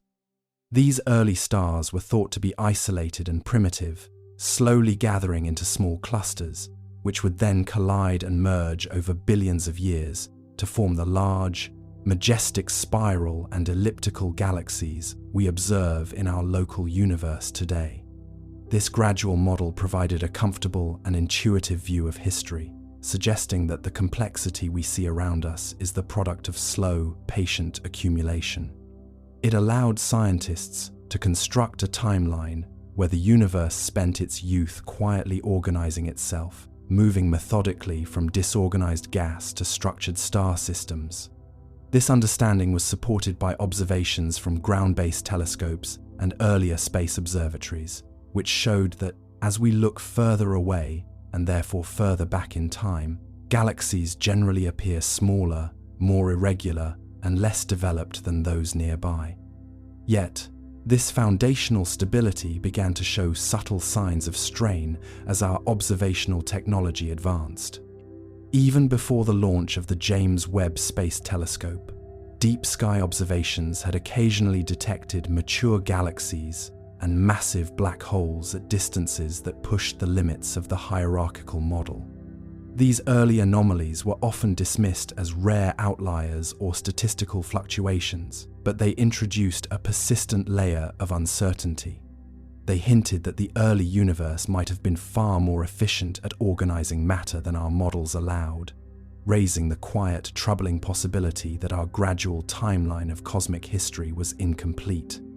To appreciate the gravity of this uncertainty, one must understand how firmly the standard cosmological model, known as lambda cold dark matter, has held sway over modern astronomy. For decades, this framework provided an elegant explanation for the large-scale structure of the universe. It posited that dark energy, represented by lambda, drives the accelerated expansion of space, while slow-moving, cold dark matter provides the gravitational scaffolding necessary to pull ordinary baryonic gas together. In this cosmic ballet, everything follows a strict chronological order. It takes time for dark matter to clump into halos, more time for baryonic matter to fall into those halos, and even longer for that gas to cool sufficiently to form the first generations of stars. This structured pacing was verified by observations of the cosmic microwave background, which showed that the infant universe was remarkably uniform, with density variations of only 1 part in 100,000. When astronomers began pushing the limits of the Hubble Space Telescope and deep ground-based observatories, they expected to see the early stages of this slow gathering process. Instead, they occasionally encountered bright, compact points of light at high redshifts that did not fit the expected evolutionary curve. These objects appeared at a time when the universe was less than 1 billion years old, yet their light profiles suggested they harbored massive stellar populations. The initial reaction within the scientific community was one of cautious skepticism. When working at the absolute limit of detection, where a galaxy appears as nothing more than a few pixels on a highly sensitive charge-coupled device, errors can easily manifest. Errors. A galaxy that appears very distant due to its red coloration might actually be a closer, intrinsically redder galaxy covered in cosmic dust, or a foreground object whose light has been distorted. However, as these distant anomalies accumulated, it became increasingly difficult to attribute them all to observational artifacts. Astronomers utilized a technique known as photometric redshift estimation, which uses broad filters to gauge the color and distance of a galaxy based on the drop in its light output at specific wavelengths. While this method is highly efficient for surveying thousands of galaxies simultaneously, it possesses an inherent margin of error. It provides a statistical probability of distance rather than an absolute certainty. Because the standard model was so robustly verified by other independent lines of evidence, it was statistically more logical to assume these early, massive galaxies were either misidentified foreground objects or rare statistical flukes occupying the extreme, highly unusual tail of a standard distribution curve. Yet, the persistent detection of these high redshift objects created an undercurrent of tension. If even a fraction of these observations were accurate, it implied that the universe was capable of producing highly evolved systems much faster than standard gas dynamics and gravitational collapse should allow. In our local universe, star formation is a self-limiting process. When a massive star ignites, it releases powerful stellar winds and intense ultraviolet radiation that heats the surrounding interstellar medium, pushing the remaining gas away and preventing it from collapsing into new stars. This negative feedback loop acts as a cosmic brake, ensuring that galaxies convert their gas reservoirs into stars gradually over billions of years. The early anomalies hinted at an environment where this brake was somehow disengaged, allowing for an unprecedented efficiency in stellar manufacturing. This tension highlighted a deeper limitation in our historical observational methodology. The Hubble Space Telescope, while a magnificent instrument, was primarily optimized to view the cosmos in ultraviolet and visible light. Because the expansion of the universe stretches the wavelength of light as it travels across vast distances, a phenomenon known as cosmological redshift, the ultraviolet and visible light emitted by the first stars and galaxies is shifted entirely into the infrared spectrum by the time it reaches Earth. Hubble could only peer so far into the infrared before its own warmth blinded its instruments. To truly see the cosmic dawn, humanity required an observatory that could operate at temperatures close to absolute zero, shielded from the thermal radiation of the Earth and the Sun, equipped with a mirror large enough to collect the incredibly faint, stretched photons of the primordial universe. The realization that our view of the early universe was fundamentally limited by the infrared barrier shifted the scientific focus from dismissal to anticipation. Astronomers recognized that the anomalies detected by older instruments were not necessarily errors, but signposts pointing toward an unexplored epoch of cosmic history. These distant objects stood as silent challenges to the completeness of our cosmological timeline, suggesting that the transition from a smooth, the featureless sea of hydrogen gas to a highly structured cosmos was far more rapid and dynamic than our models had assumed. The stage was set for a deeper investigation, one that would require leaving the comfort of our established theories to look directly into the absolute darkness of the infant universe, where the first structures were waiting to be revealed in their true proportions. This shifting perspective brings us to the threshold of a new observational reality, where the ambiguities of early deep sky surveys give way to precise, undeniable data. As we prepare to examine the physical processes that operated within these ancient systems, we must confront the possibility that the mechanisms of cosmic growth are far more complex than a simple, gradual accumulation of matter over time. The journey ahead leads us away from the familiar, orderly progression of the modern universe and down a path toward the hidden interactions that shaped the very architecture of the cosmos, where the next layer of mystery awaits our analysis. To understand how these ancient structures could exist, we must look beneath the surface of what is visible and examine the hidden physical mechanisms that govern the behavior of primordial matter. The primary force driving the architecture of the cosmos is gravity, but gravity does not operate in a vacuum. In the early universe, ordinary matter was intimately intertwined with dark matter, an invisible substance that interacts only through gravitational pull.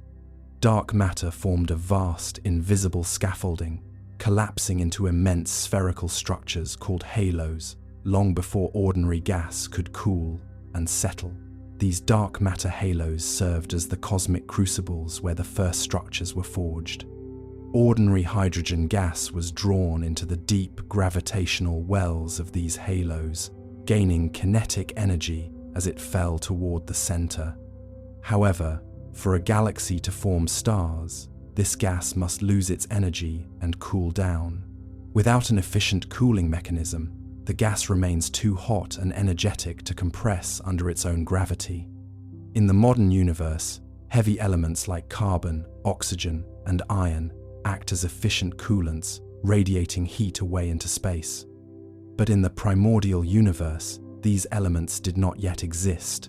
The gas was pure hydrogen and helium, which cool much less efficiently. Historical discoveries in the late 20th and early 21st centuries revealed that primordial gas could only cool by forming molecular hydrogen, a process that is agonizingly slow and requires specific physical conditions. This suggested that star formation in the early universe should have been a heavily bottlenecked process, occurring at a leisurely pace. Astronomers calculated the maximum rate at which gas could fall into dark matter halos, cool, and ignite into stars, establishing a theoretical speed limit for galaxy growth. This speed limit formed the basis for all modern computer simulations of the cosmos. This detailed understanding of gas dynamics and dark matter interactions created a highly consistent picture of the early universe, yet it left a critical question unanswered. If the cooling of primordial gas is inherently inefficient, and if the cosmic speed limit for structure formation is fixed by these fundamental physical processes, how could any structure overcome these limitations to grow rapidly? The mechanisms we observed in our local universe seemed ill-equipped to explain how massive systems could develop during the earliest epochs of time, suggesting that some undiscovered process was operating in the dark. To comprehend the nature of this hidden process, we must first examine the invisible architecture that dark matter established long before the first star ever ignited. In the immediate aftermath of the initial cosmic expansion, ordinary matter remained tightly coupled to the intense ambient radiation field, preventing it from collapsing under its own gravity. Dark matter, however, was unaffected by this radiation pressure. It began to pull itself together into vast, diffuse concentrations known as dark matter halos, creating the underlying gravitational framework of the universe. When the cosmos cooled sufficiently for ordinary matter to decouple from radiation, this ordinary gas found itself drawn into the pre-existing gravitational valleys created by the dark matter. As primordial gas fell into these dark matter halos, it gained immense speed, converting its gravitational potential energy into kinetic energy. This acceleration caused the gas to collide with itself, generating shock waves that heated the interior of the halos to temperatures scaling into thousands of kelvins. This extreme heat presented an immediate physical paradox for the formation of galaxies. A gas cloud that is intensely hot possesses high thermal pressure, causing its particles to move rapidly and push outward against the pull of gravity. For gravity to win the struggle and compress this gas into the dense cores required to ignite stars, the gas must somehow shed its thermal energy. It must cool down, Yet the universe at this stage lacked the very tools it uses to cool itself today. In the modern cosmos, the interstellar medium is enriched with heavy chemical elements synthesized by generations of stars, such as carbon, oxygen, neon, and iron. These heavy elements possess complex electronic structures that allow them to absorb thermal energy through collisions and radiate it away as infrared photons, which easily escape into the vacuum of space. This cooling pathway is highly efficient, allowing modern gas clouds to drop to temperatures just a few degrees above absolute zero, where gravity can easily fracture the cloud into thousands of sun-like stars. But in the primordial era, the universe was entirely pristine. There were no heavy elements, only a vast, uniform mixture of hydrogen and helium, elements that are notoriously poor at radiating heat away at lower temperatures. The only available cooling agent in the early universe was molecular hydrogen, a fragile compound formed by the rare pairing of two hydrogen atoms in the dark.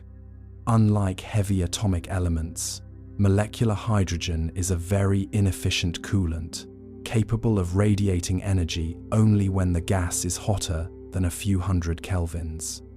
Once the temperature drops below this threshold, the molecular hydrogen can no longer be excited by collisions, and the cooling process grinds to an absolute halt. This fundamental limitation established what cosmologists long considered an unbreakable speed limit on cosmic structure formation. Galaxies could only grow as fast as their primordial gas could slowly, meticulously radiate its heat through this inefficient molecular gateway. This theoretical speed limit formed the bedrock of all cosmological simulations for decades. Computer models programmed with these laws of thermodynamics predicted that the first galaxies would be small, fragile, and slow to mature. They were expected to be loose collections of primitive stars, growing only by increments as they drifted across space and occasionally collided with neighboring systems. The physics of molecular hydrogen dictated that the transformation from a hot, ionized fog into a well-organized, massive galaxy should require hundreds of millions, if not billions, of years of patient gravitational assembly. Yet this consistent picture left an unacknowledged vulnerability at the core of our theories. The models assumed that the conditions within early dark matter halos were uniform and quiet, free from external disruptions. They did not fully account for how these systems would react if the density of the early universe drove interactions at a pace that bypassed the standard cooling bottlenecks entirely. If a mechanism existed that could compress gas faster than it could heat up, or if an undiscovered phase of cosmic evolution altered the behavior of ordinary matter within those invisible dark matter wells, the cosmic speed limit would be rendered obsolete. The persistence of this physical puzzle shifts our focus toward the early environment itself, forcing us to consider whether our local observations have blinded us to the true potential of the primordial cosmos. As we move closer to analyzing the actual data returned from the cosmic dawn, we are compelled to look for evidence of a breakdown in these thermodynamic rules. The journey now carries us toward the first direct observations of these ancient systems, where the elegant simplicity of our gas cooling models encounters the messy, undeniable reality of a universe that refused to wait for permission to grow. The real challenge to our understanding emerged when the James Webb Space Telescope directed its massive, gold-coated primary mirror towards seemingly empty patches of the sky. By collecting infrared light that had been traveling through the expanding universe for over 13 billion years, the observatory performed a process called spectroscopy. This technique splits the light into its component colors, allowing scientists to measure its redshift, which indicates exactly how much space has expanded since the light was emitted. The higher the redshift, the further back in time the object exists. The data returned from these deep field observations presented an immediate and stark contradiction to the established models. Scientists identified multiple galaxies at redshifts greater than 10, meaning we are seeing them as they existed less than 500 million years after the Big Bang. According to the accepted timeline, these galaxies should have been small, diffuse collections of a few million stars. Instead, the spectroscopic data revealed that they possessed masses equivalent to tens of billions of suns. They were compact, highly luminous, and contained mature stellar populations that had already converted vast reservoirs of gas into stars. This discovery represents a profound scientific puzzle because it violates the theoretical speed limit of galaxy growth. For a galaxy to achieve such a massive size within a few 100 million years, it would need to convert gas into stars with an efficiency close to 100%, a rate that is physically impossible under our current understanding of stellar feedback. In the modern universe, when stars form, they produce intense radiation and stellar winds that blow away the surrounding gas, effectively shutting down further star formation. The early galaxies seem to have bypassed this regulatory mechanism entirely, packing stars together at an unprecedented velocity. The presence of these fully realized systems in the infant cosmos cannot be easily explained by tweaking minor parameters in our current models. It represents a fundamental divergence between theory and observation, suggesting that the early universe possessed a capacity for rapid self-organization that we do not understand. The contradiction suggests that either our measurements of cosmic time are flawed, or the physical conditions of the early universe allowed matter to behave in ways that are entirely alien to the modern cosmos. To appreciate why this divergence is so profound, one must look at the specific nature of the data that broke the paradigm. When the James Webb Space Telescope directed its infrared spectrograph at these ultra-high redshift targets, it did not just find faint smudges of light that could be explained away as unusual clusters of stars. It captured detailed spectral signatures containing specific absorption and emission features. These features act as a chemical fingerprint, revealing the total mass, elemental composition, and rotational velocity of the observed systems. The data confirmed that these galaxies possessed well-defined stellar disks, mature central bulges, and total baryonic masses that scaled into tens of billions of times the mass of our Sunday. This structural maturity presents an immediate physical contradiction when placed alongside our understanding of cosmic time. To calculate how much matter can accumulate within a specific region of space, astrophysicists use a mathematical baseline known as the accretion rate, which describes the maximum amount of gas gravity can pull from the cosmic web into a galaxy over a given period. Even if one assumes that these early dark matter halos were fed by dense streams of cold gas flowing directly from the cosmic web, a process known as cold stream accretion, the sheer volume of matter observed exceeds what could have physically traveled along those filaments in the 400 million years available. The universe simply had not existed long enough for that much matter to move across those distances at the speed of gravity. Faced with this spatial and temporal bottleneck, some theorists began to question whether our calibration of cosmological redshift itself might be missing a subtle variable. The relation between a galaxy's redshift and its actual chronological age depends entirely on the cosmological parameters we have derived from studying the modern universe and the cosmic microwave background. If the rate of cosmic expansion or the behavior of gravity fluctuated during the first few 100 million years, our conversion from a measured redshift to a specific number of years after the Big Bang could be systematically misaligned. If the timeline itself is stretched, then these galaxies might have had hundreds of millions of years of additional time to assemble, resolving the paradox without rewriting the laws of thermodynamics. However, modifying the expansion timeline introduces an entirely new set of complications that most physicists find highly problematic.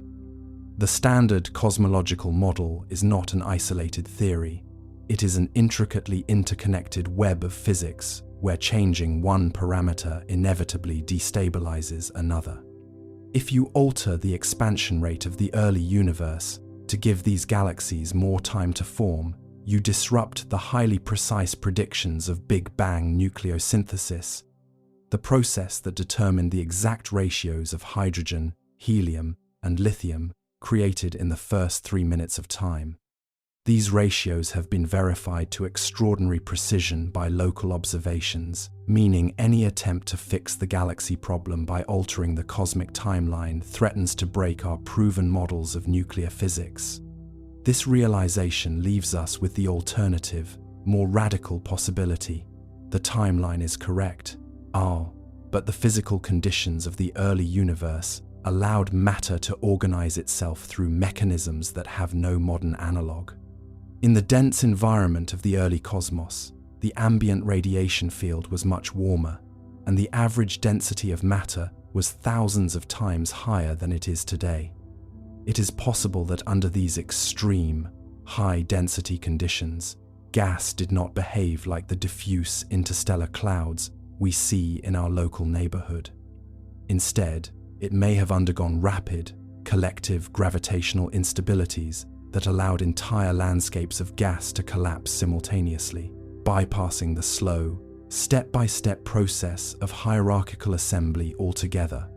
This shift in perspective forces us to abandon the idea of a quiet, slow-motion cosmic dawn and replace it with a vision of an early universe that was incredibly compressed, energetic, and volatile.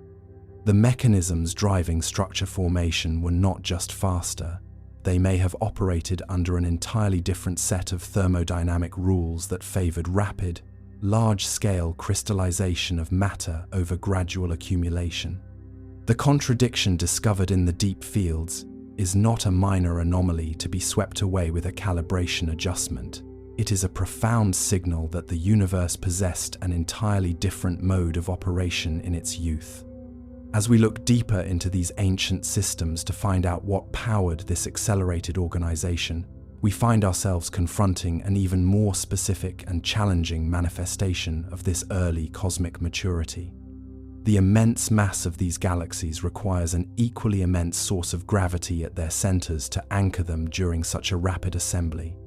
This realization shifts our focus from the broad distribution of stars to the dark, hyperdense regions at the very hearts of these primordial structures, where the presence of another cosmic anomaly threatens to break our understanding of physics entirely.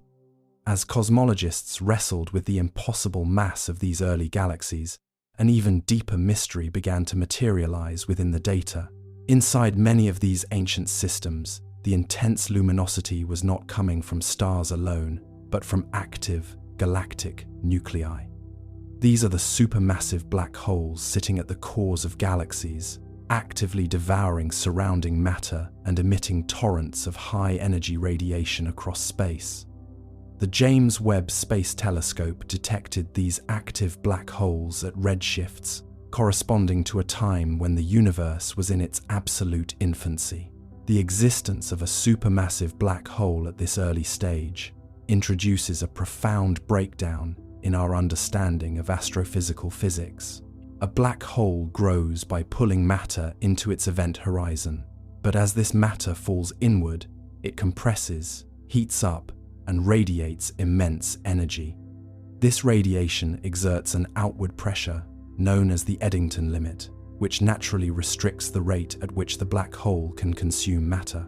If a black hole feeds too quickly, its own radiation blows the food supply away. Calculating back from these early observations, a black hole starting as a remnant of the first generation of stars would not have had enough time to reach millions of solar masses while respecting this limit. This breakdown in current theory suggests that the seeds of these supermassive black holes must have been incredibly large from the very beginning. One competing idea is the direct collapse hypothesis, which proposes that massive clouds of primordial gas skipped the star stage entirely, collapsing directly under their own immense gravity to form black holes with masses of 100,000 suns instantaneously.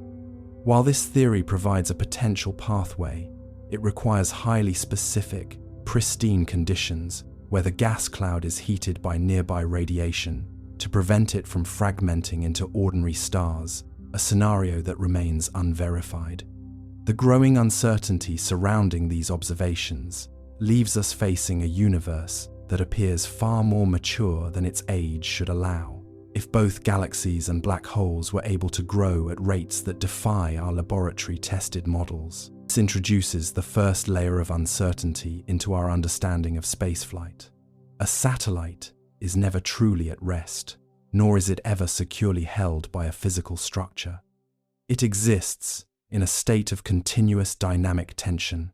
To remain in a low Earth orbit, an object must travel at approximately 7.8 kilometers per second. At this speed, a spacecraft can circle the entire planet in about 90 minutes. The line between remaining in orbit and plunging back into the atmosphere or drifting out into deep space is incredibly narrow. It depends entirely on maintaining this precise velocity relative to the mass of the body being orbited. This relationship between speed, mass, and distance is governed by the laws of angular momentum and centripetal force. The gravitational attraction between the Earth and the satellite acts as a central force, pulling the object inward toward the center of the planet. Meanwhile, the satellite's linear momentum drives it to move forward in a straight line. When these two factors are perfectly balanced, the path of the satellite bends into a circle or an ellipse. The satellite is essentially trapped in a geometric valley created by the distortion of spacetime around the mass of the Earth, a concept later refined by Albert Einstein in his theory of general relativity. As we look closer at this stable foundation, we begin to see the subtle complications that scientists must resolve. The vacuum of space is not entirely empty. In low Earth orbit, there are still trace amounts of atmospheric gas, thin whispers of upper atmosphere that create an incredibly faint but persistent resistance known as orbital decay. This drag gently slows the satellite down over months or years. As its velocity decreases, the balance shifts. Gravity begins to win the tug of war, pulling the satellite into lower, denser layers of the atmosphere where friction increases exponentially, eventually leading to a fiery re-entry. Thus, even the most stable orbit is a temporary state, a slow-motion fall that requires constant awareness and, occasionally, active correction. To comprehend the nature of this subtle resistance, one must examine the structure of the thermosphere, the layer of the atmosphere that extends from 80 kilometers to approximately 600 kilometers above the surface of the Earth. At these altitudes, the air is so thin that individual molecules of nitrogen and oxygen travel for kilometers before colliding with one another. To a human observer, this environment would appear to be a flawless void. Yet, to a satellite traveling at 7.8 kilometers per second, these isolated molecules become a continuous series of microscopic impacts. Each collision strips away an infinitesimally small amount of the spacecraft's kinetic energy, transferring it as a minute quantity of thermal energy and momentum. This observation introduces an intriguing contradiction in classical orbital mechanics. According to traditional textbooks, an object in motion stays in motion unless acted upon by an outside force. In the conceptual framework of spaceflight, we often treat an orbit as a static mathematical curve traced through a clean vacuum. But the real universe is rarely so pristine. The upper atmosphere does not possess a sharp, distinct boundary where air ends and space begins. Instead, it fades away gradually, transitioning from a dense gas to a ghostly envelope of individual atoms that remains gravitationally bound to the planet. A satellite operating within this region is not truly outside our world. It is navigating the outermost fringes of the Earth's breadth, Scientists actively measure this atmospheric drag using highly sensitive instruments on board small satellites. Through resources coordinated by institutions like the National Aeronautics and Space Administration's SmallSat Information Institute, researchers analyze the subtle decelerations of these miniature craft to construct highly precise models of upper atmospheric density. What they have discovered is that this density is far from constant. It changes based on the time of day, the season, and, most importantly, the activity of the sunday.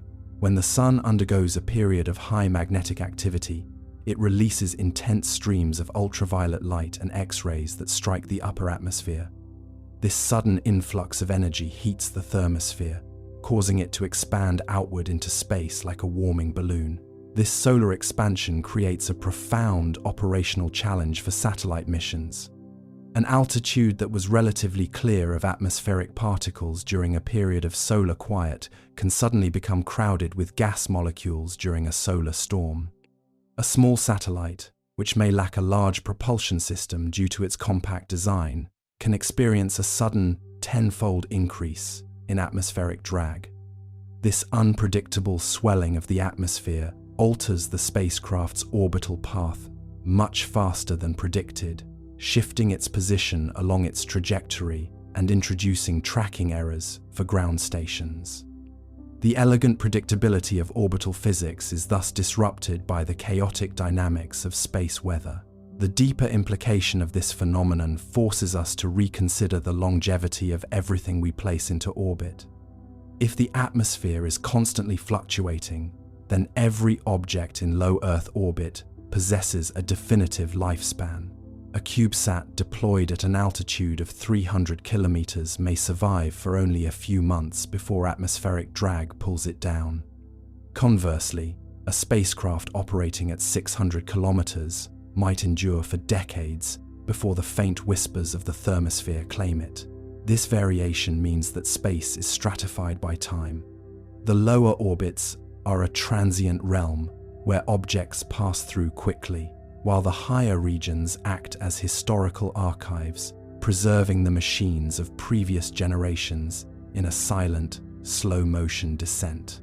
This reality shifts our focus from the broad concept of planetary geometry to the precise internal engineering required to counteract these forces. To survive the unseen drag of the thermosphere and maintain an orbit long enough to fulfill a scientific mission, a spacecraft must possess an internal architecture capable of sensing, calculating, and correcting its path.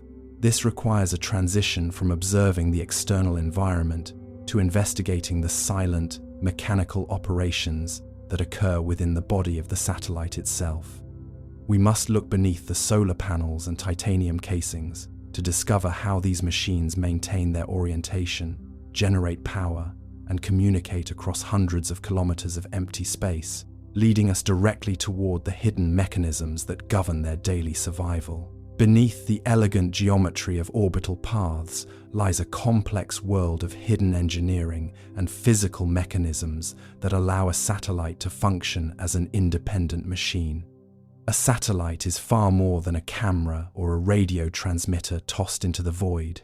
It is a fully integrated ecosystem designed to survive one of the most hostile environments known to science.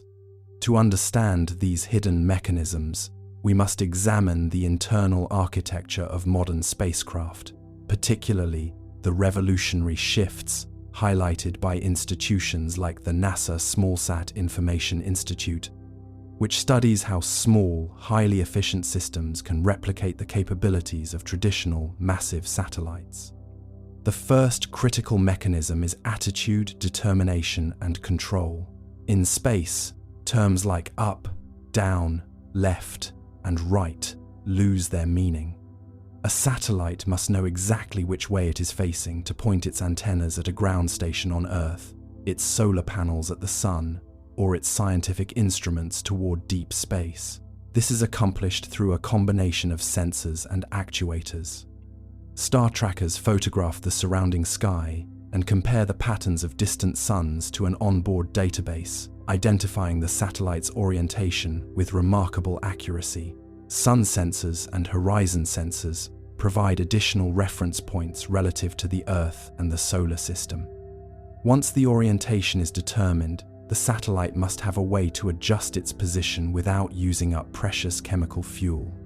This is often achieved through reaction wheels, which are heavy, motorized disks spinning inside the spacecraft. When the satellite needs to turn, it accelerates or decelerates a reaction wheel. According to Newton's third law of motion, the change in the wheel's angular momentum causes an equal and opposite reaction in the body of the satellite, rotating it smoothly in the vacuum without expelling any propellant. For larger adjustments, magnetic torquers are used, which are essentially electromagnets that interact with the Earth's magnetic field, pushing against the planet's magnetosphere to orient the craft.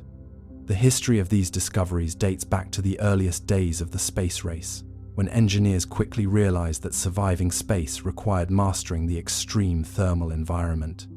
In the vacuum of orbit, heat cannot be transferred through conduction or convection because there is no air. Heat can only move via radiation. When a satellite is in direct sunlight, it is blasted by intense solar radiation, causing surface temperatures to skyrocket to over 100 degrees Celsius. Minutes later, as the satellite passes into the shadow of the Earth, temperatures plummet to -100 degrees Celsius or lower. Managing this thermal shock requires specialized insulation, such as multi-layer insulation blankets made of aluminized mylar, which look like shiny gold foil wrapping the spacecraft.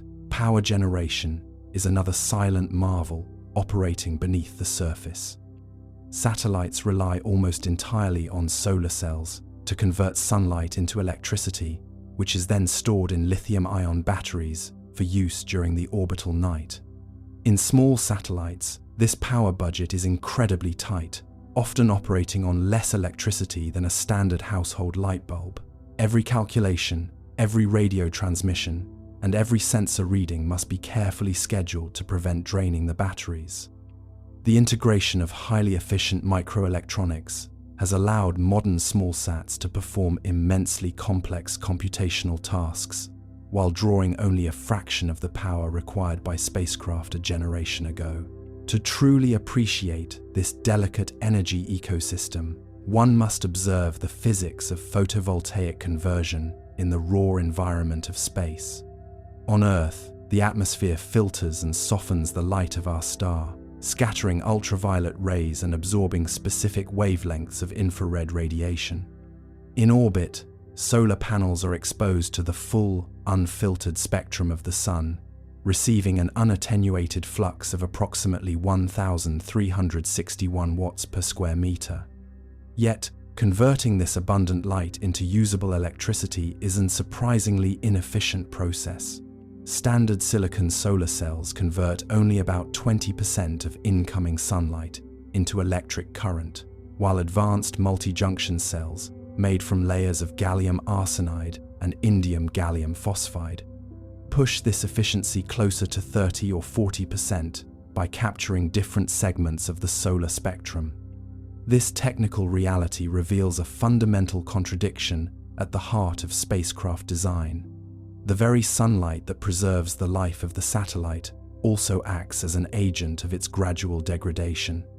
As solar panels absorb light, they also absorb heat, and as their temperature rises, the efficiency of the photovoltaic conversion drops significantly.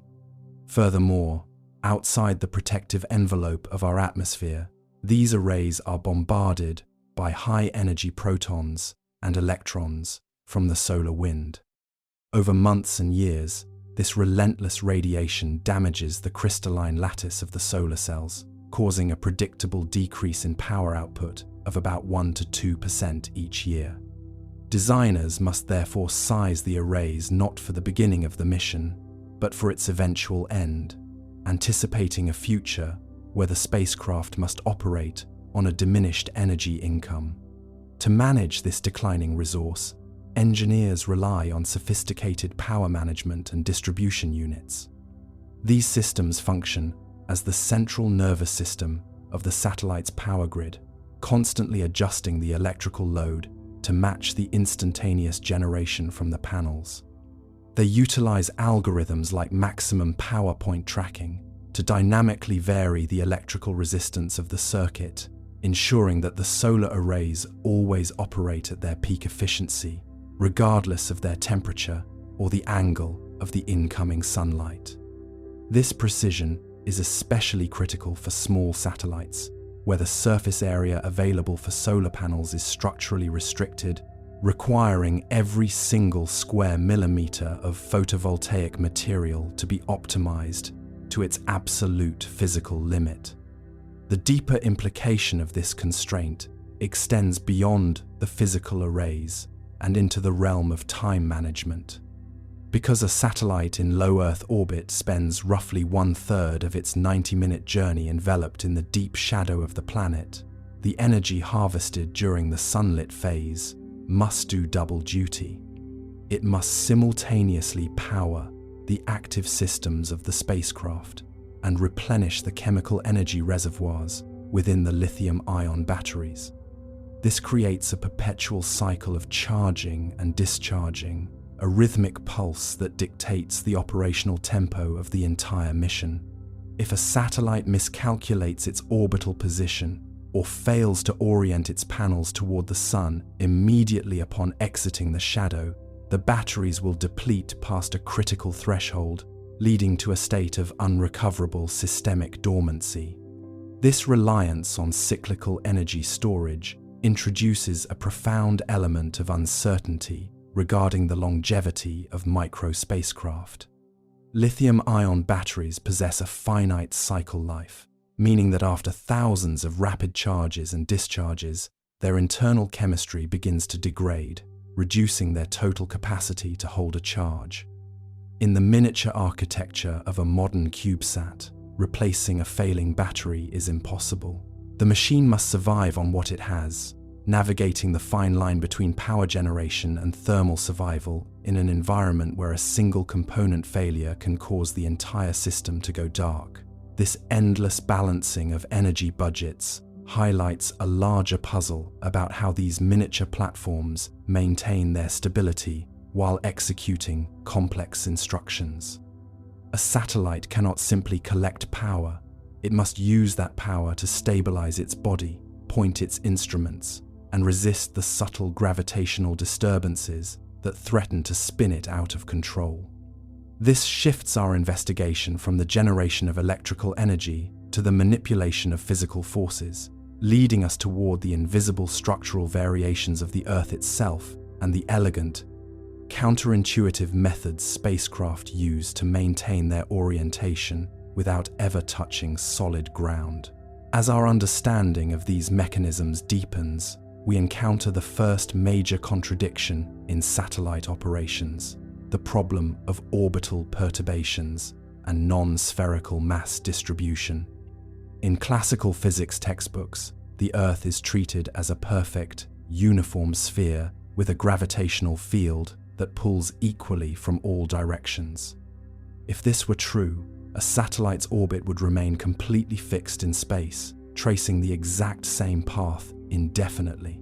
But the real Earth is an oblate spheroid, flattened at the poles and bulging at the equator due to its centrifugal rotation.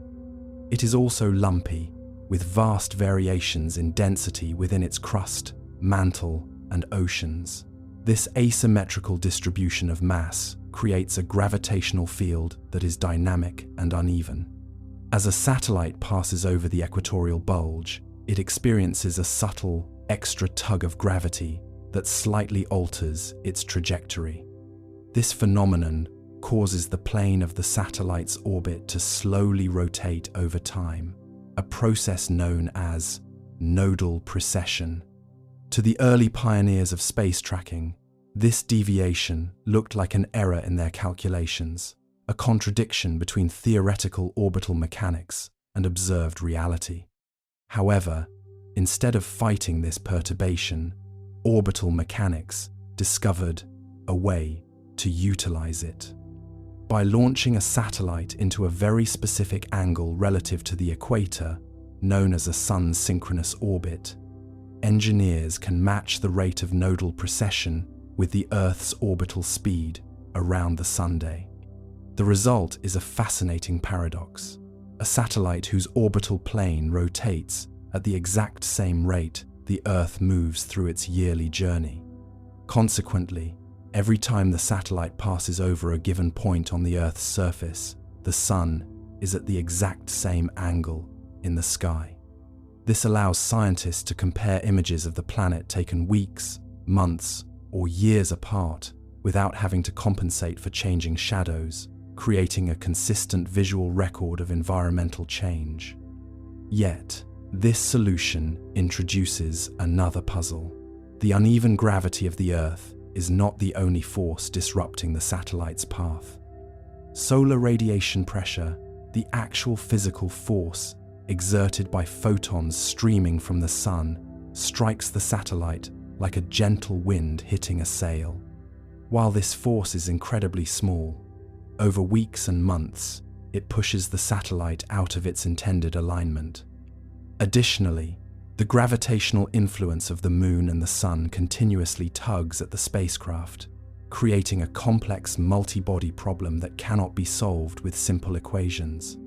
Satellites must therefore engage in a practice called station keeping, using minuscule amounts of thrust from ion engines or chemical propellants to constantly fight these cosmic influences, expending energy simply to stay in place. To observe the mechanism of solar radiation pressure is to engage with one of the most elegant and subtle principles of quantum mechanics. Photons, the fundamental particles of light, possess no intrinsic rest mass, yet they carry momentum. When a photon emitted by the nuclear furnace of the Sun travels through the vacuum of space and strikes the surface of a satellite, it transfers this momentum to the spacecraft.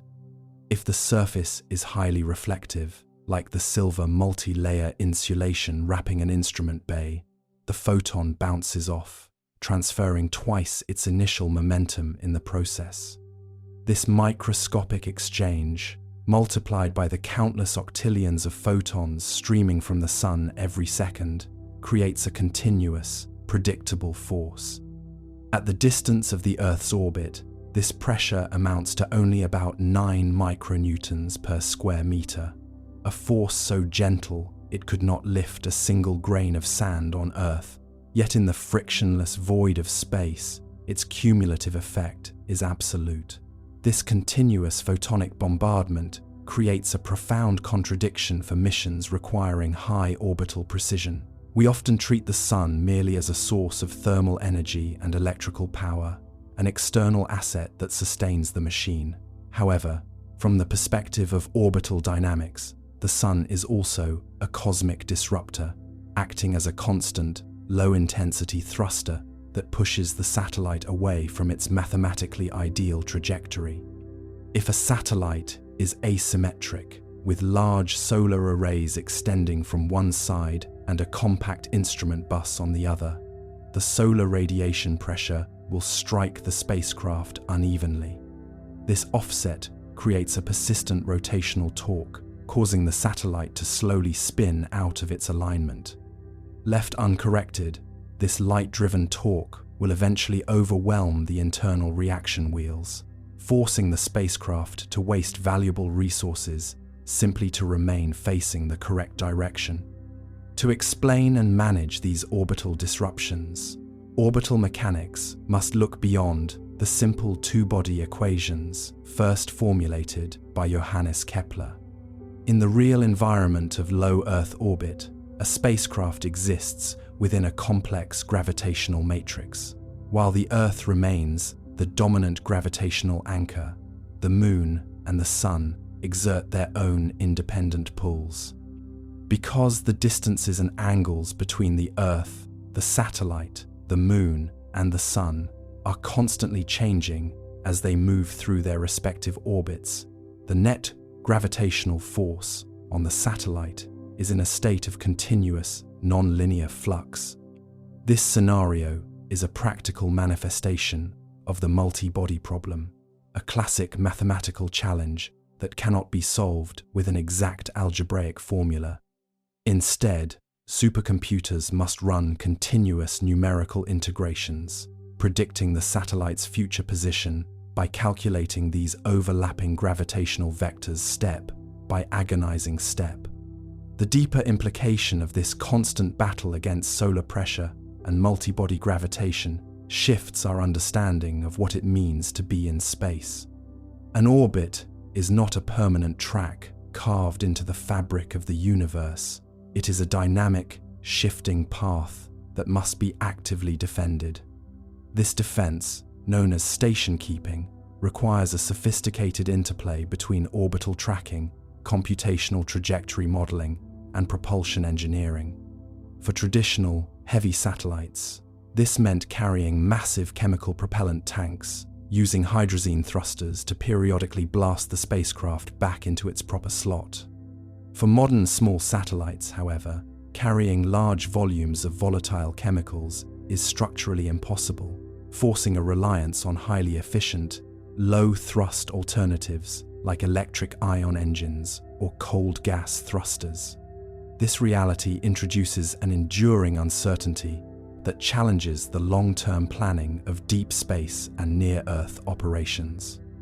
Every time a satellite fires its thrusters to correct its orientation or counteract the gravitational pull of the Moon, it consumes a non-renewable resource.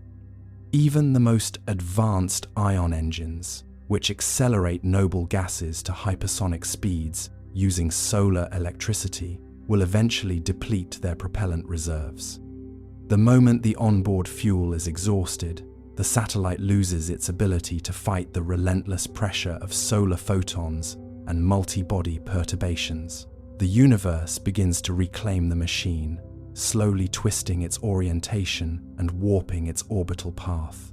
This continuous need for active trajectory correction highlights a larger, systematic complication as we move outward from single, isolated satellites to large-scale operations. If a solitary spacecraft requires continuous monitoring and thrust to maintain its alignment against these subtle cosmic forces, the complexity scales exponentially when hundreds or thousands of these machines must operate in perfect synchronization. The challenge transitions from managing the physical survival of an individual instrument to coordinating the collective behavior of an entire artificial network. This carries our investigation into the modern frontier of distributed space architectures, where the boundaries between independent machines begin to blur, forcing us to explore how massive constellations of small sats navigate the increasingly crowded and complex environment of low Earth orbit.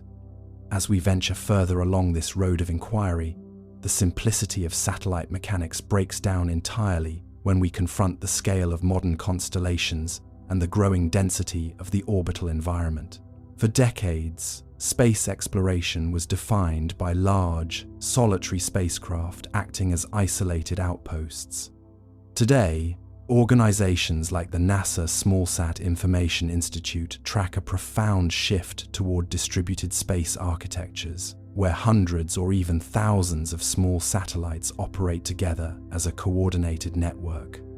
This transition introduces deep complexities regarding automated navigation, communication latency, and the limits of our ability to track objects in motion. When thousands of satellites are placed into low Earth orbit, the risk of collision ceases to be a theoretical abstraction and becomes an urgent statistical reality.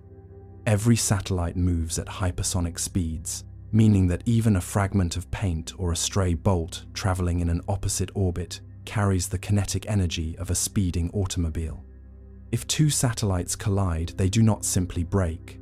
They disintegrate into tens of thousands of untrackable fragments, each moving on its own independent orbital path. This scenario, known as the Kessler syndrome, presents a terrifying possibility. A cascading chain reaction of collisions that could render specific orbital regimes entirely unusable for generations, surrounding our planet in an impenetrable shell of high-speed debris. To prevent this, scientists face a profound challenge in computational physics and observation. Tracking objects in orbit requires a worldwide network of radar systems and optical telescopes. However, the position of a satellite cannot be known with absolute certainty. Atmospheric drag fluctuations caused by solar storms, which heat and expand the upper atmosphere, introduce variables that make predicting a satellite's path days in advance incredibly difficult. Having acknowledged the echoes of the past, we now move past the single, mysterious particle and delve into the quiet, fundamental arena where all these strange behaviors originate, the quantum field. This is the deeper structure of reality, the concept that transforms the universe from a space containing particles into a space entirely filled with dynamic, underlying fields. Image illustrating the concept of a quantum field, perhaps with ripples or excitations on a subtle surface.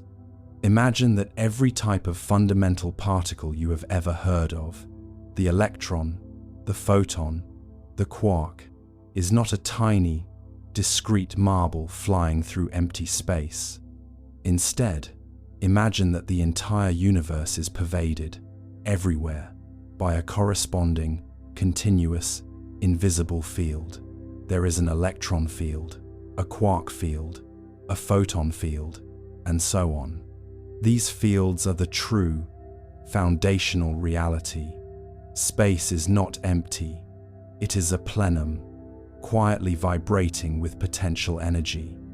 A particle, in this new, deeper structure, is merely a localized excitation, a ripple, or a tiny, quantized vibration in its respective field. An electron is a hump, a precise quantum of energy vibrating in the omnipresent electron field. A photon, a packet of light, is a ripple in the electromagnetic field. This concept, known as quantum field theory, or QFT, is the modern, powerful language that describes all fundamental physics, and it quietly restores a kind of continuity to the Heraclitean flux.